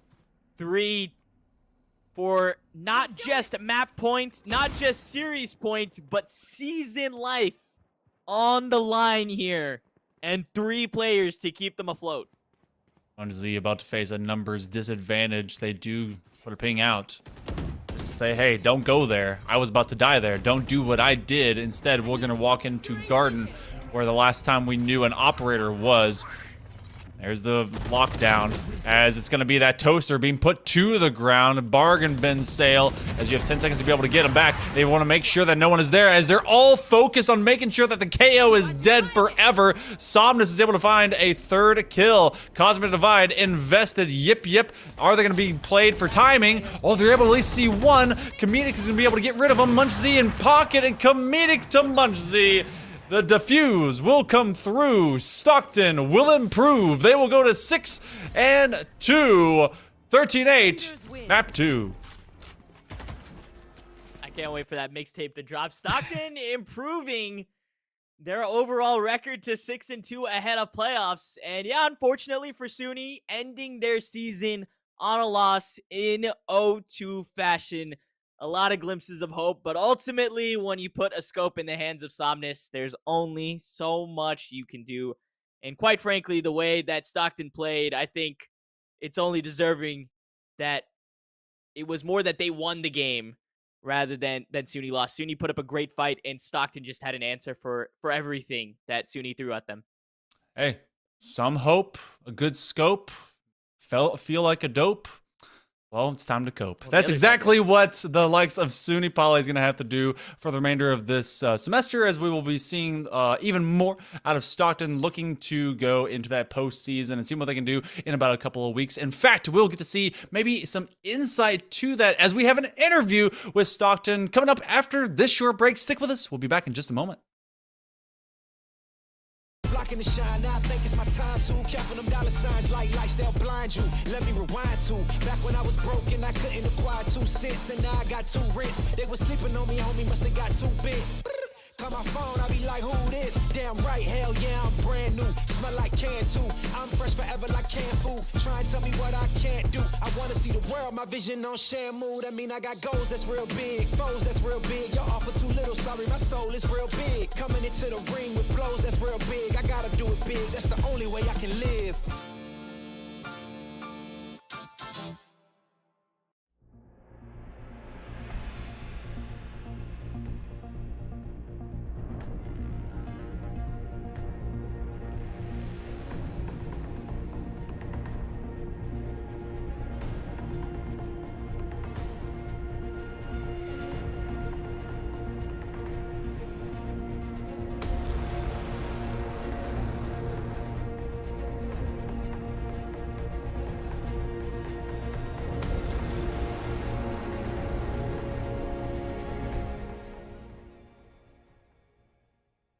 Ain't accept and ignore, just kicking down all the doors. Guarantee you, boy, if I ask for it, it's gotta be real big.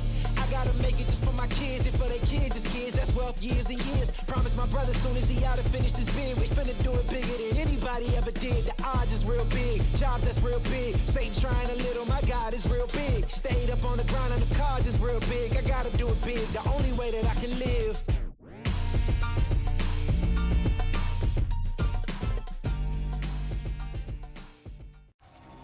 The one others rally around? Inspire soldiers to follow your lead. Want to forge a better future? Start with the structures that support tomorrow's missions. You believe the best offense is a good defense. We've got a great way to prove that theory. Explore more than 200 careers at GoArmy.com.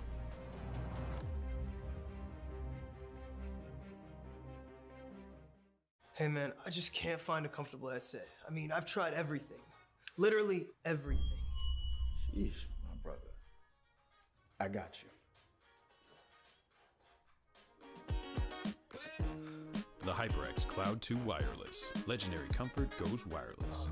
That is comfortable. Are you the one others rally around? Inspire soldiers to follow your lead. Explore more than 200 careers at GoArmy.com.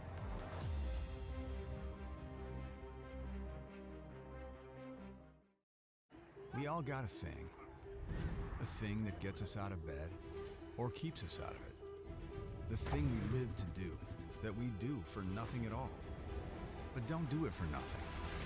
Take it to where it means everything.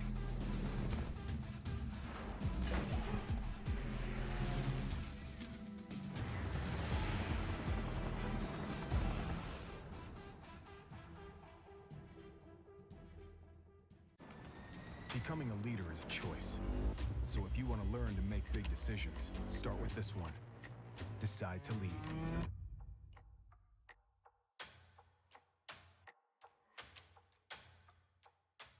What sound experience would you like today?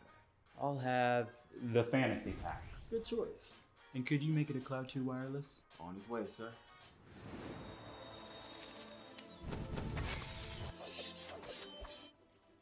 Sounds amazing. The HyperX Cloud 2 Wireless. Legendary comfort goes wireless.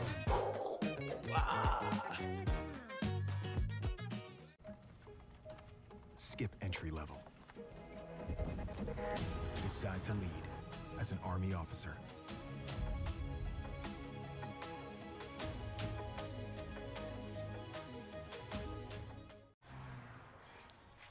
What will you like today? Another Cloud 2 classic? I'll stick with the usual. Maybe take a little bit off the sides.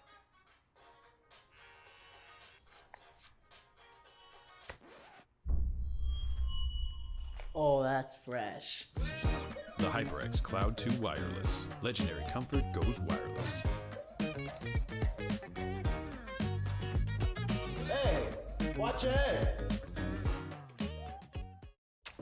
You think knowledge is a powerful weapon? Here, you'll have plenty of ammo. Look to science to solve problems? Wield a microscope to confront global threats. You sometimes dream in code? Become a cyber attacker's worst nightmare. Explore more than 200 careers at GoArmy.com.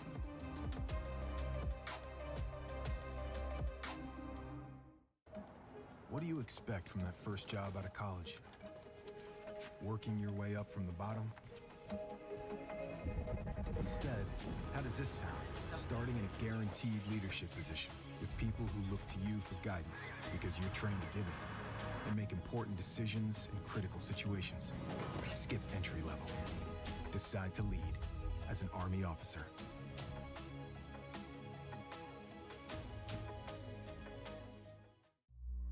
Becoming a leader is a choice not everyone wants to make. Because all eyes are on you. Calling the shots. Inspiring others to follow. In any environment. At any scale. It's not for everyone. But if you want to learn to make big decisions, start with this one. Decide to lead as an Army officer.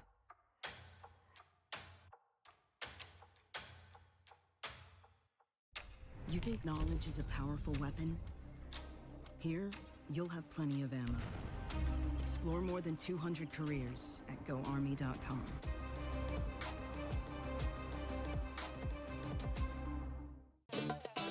Y'all think too small, I got big dreams. You just starting, I'm way ahead at the end scenes. Started reading and dodging all of the quick schemes. Money like your Spotify, boy, I got 10 streams. And I'm still looking for more. My people, they got a soar, I'm putting that on the Lord. Ain't accepting ignore, just kicking down all the doors. Guarantee you, boy, if I ask for it, it's gotta be real big.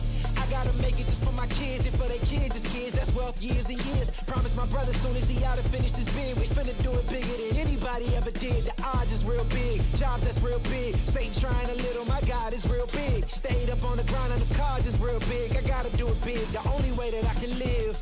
And I promise I'm trying to. Before you count me out, homie, let me remind you. They was blocking the shine, now I think it's my time to. Counting them dollar signs like lights, they'll blind you. Let me rewind to.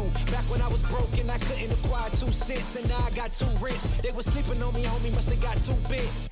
Call my phone, I be like, who this? Damn right, hell yeah, I'm brand new. Smell like can too. I'm fresh forever like canned food. Try and tell me what I can't do. I wanna see the world, my vision on shamu. That mean I got goals that's real big, foes that's real big. Y'all offer too little, sorry, my soul is real big. Coming into the ring with blows that's real big. I gotta do it big, that's the only way I can live.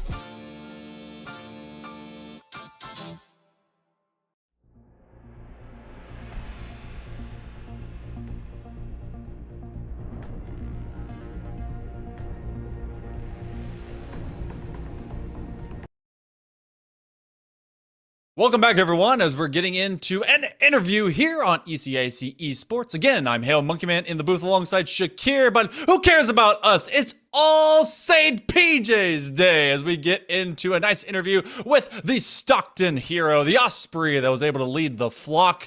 Hey, St. PJ, how are you doing this fine evening? How's the squad feeling now? It's the end of the regular season. I mean, how's everything happening over at Stockton? Well, first off, thank you for having me. The squad's feeling really comfortable. I'm feeling really good, especially after that win. I was really dominant, and that's really good for the ego. But especially after an 8-game season with some ups and a little bit of downs, it was really good to have a good, strong finish because that game we really gelled together and had a game that we can really be proud of. Well, it's not just good for the ego; it's also good for the Clips, my man. I mean, top frag in both of those games, and as a controller, what's the secret to making that happen? I mean, how did you put everything together? First off, you got to hit the Aim Labs. Sponsor me, please. But honestly, we just worked really well together. Especially communication wise, that was one of the biggest things we worked on, especially this last week. We had a scrim where we were really quiet, and I kind of chewed people out for it. I'm like, yo, we got to talk if we really want to work together. And so I just put myself in the good positions, especially as support. Even though you're laying down the smokes and you're really playing a really laid back role, if you position yourself well, you can do just as good as someone playing Jet. So, you're really kind of talking about communication. You were talking about with us just before we got into this about how you kind of took on an IGL position. You were able to kind of correct some people. How key is that for the squad to just be able to stay focused and be successful? And do you feel confident kind of being into that position for maybe the long term for your university, for your squad? Or maybe you see that kind of revolving around the team over maybe as the seasons go on? As of right now, I think it really works out. I've IGL'd in the past, and so it kind of works into my strong suit because I feel like I am a natural born leader in some type of way.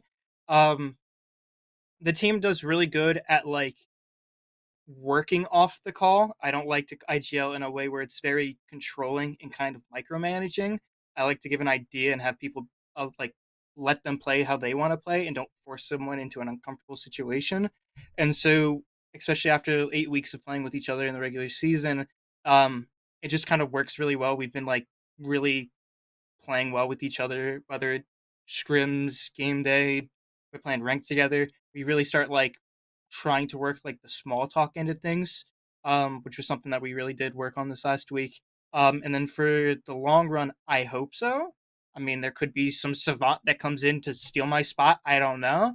But off of that game, I mean, I hope I'm here to stay. But as of the IGL role, my teammate Comedic, he's also a really good IGL. He called half of that Ascent game alongside me, and so there's a chance that maybe there's one game I'm out of it mentally, and he might pick it up. But other than that, we did a really good job.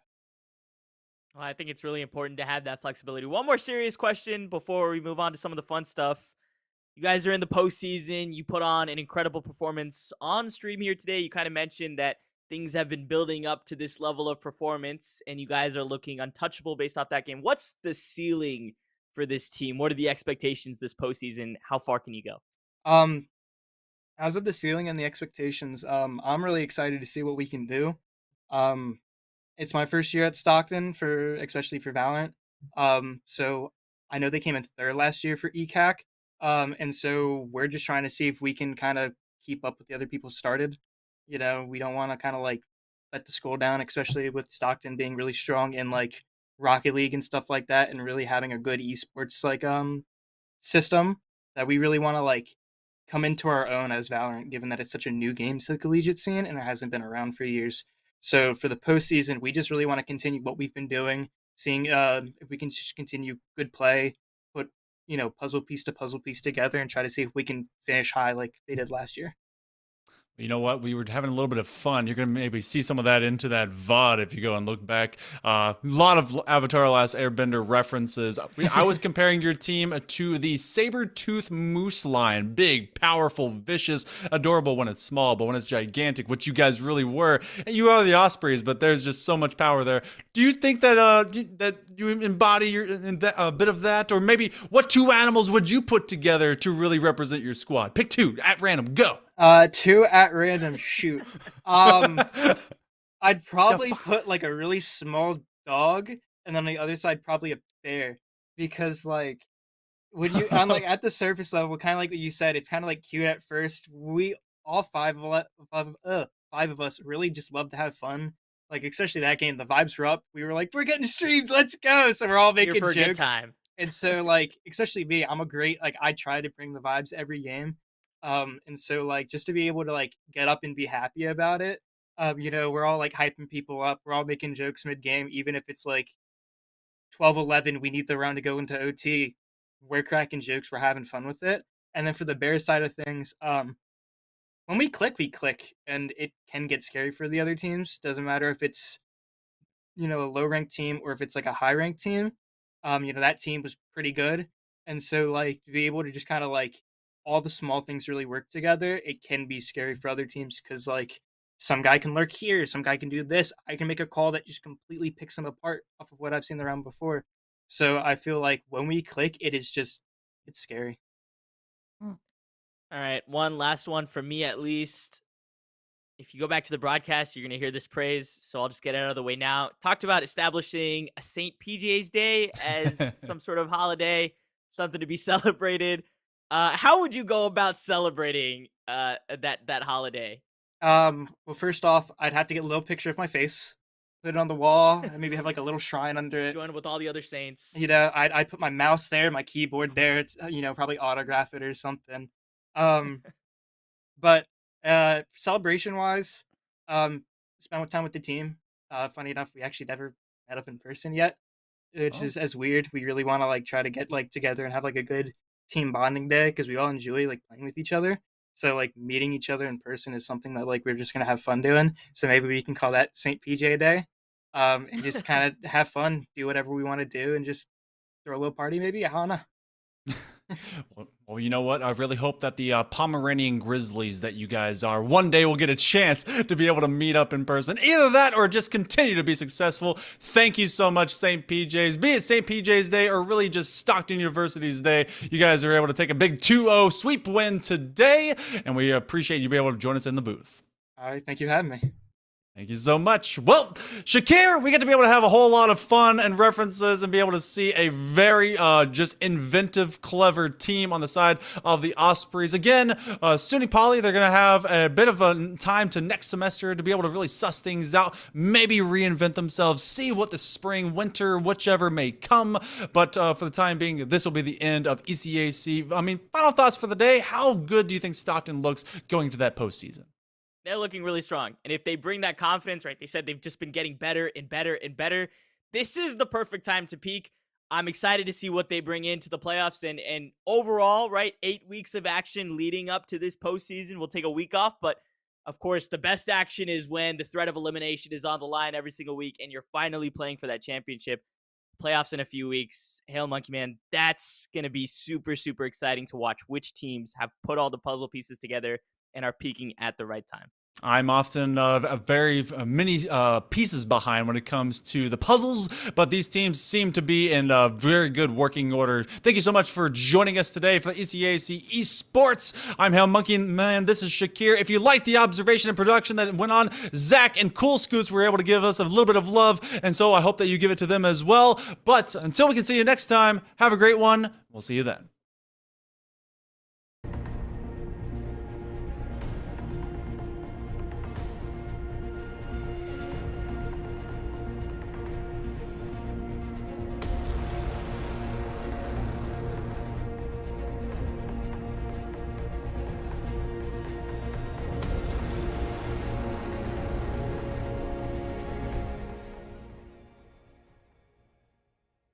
Can't accept and ignore, just kicking down all the doors. Guarantee you, boy, if I ask for it, it's gotta be real big. I gotta make it just for my kids and for their kids' kids. That's wealth years and years. Promise my brother soon as he out and finish this bid, we finna do it bigger than anybody ever did. The odds is real big, jobs that's real big. Satan trying a little, my God is real big. Stayed up on the grind on the cars is real big. I gotta do it big, the only way that I can live.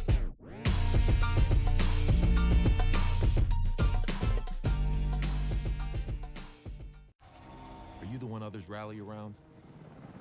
Inspire soldiers to follow your lead. Want to forge a better future? Start with the structures that support tomorrow's missions. You believe the best offense is a good defense. We've got a great way to prove that theory. Explore more than 200 careers at GoArmy.com.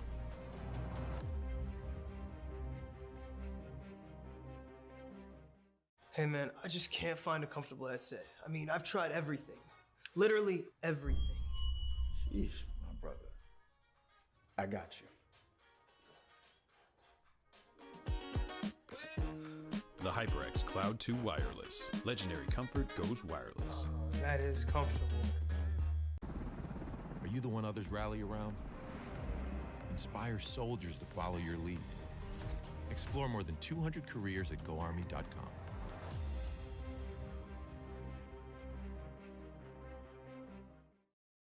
We all got a thing that gets us out of bed or keeps us out of it. The thing we live to do, that we do for nothing at all. But don't do it for nothing. Take it to where it means everything.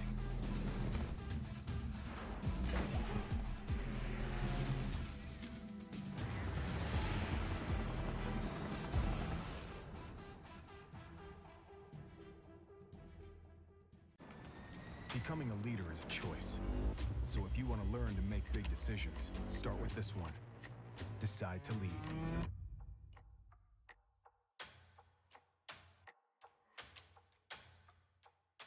What sound experience would you like today? I'll have the fantasy pack. Good choice.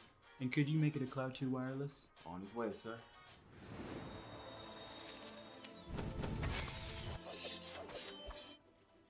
Sounds amazing. The HyperX Cloud 2 Wireless. Legendary comfort goes wireless.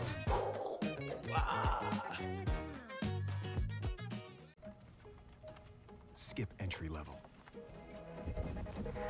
Decide to lead as an Army officer.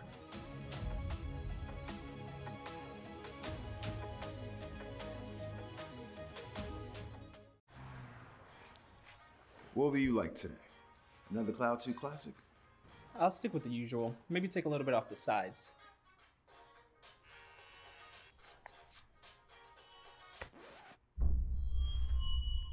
Oh, that's fresh. The HyperX Cloud 2 Wireless. Legendary comfort goes wireless. Hey, watch your head. You think knowledge is a powerful weapon? Here, you'll have plenty of ammo. Look to science to solve problems? Wield a microscope to confront global threats. You sometimes dream in code? Become a cyber attacker's worst nightmare. Explore more than 200 careers at GoArmy.com.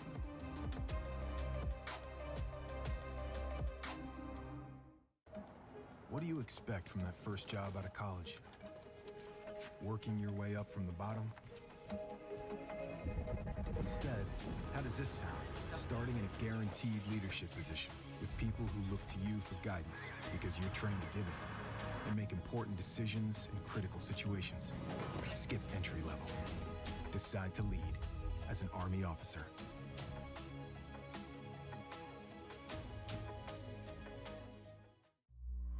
Becoming a leader is a choice not everyone wants to make. Because all eyes are on you. Calling the shots,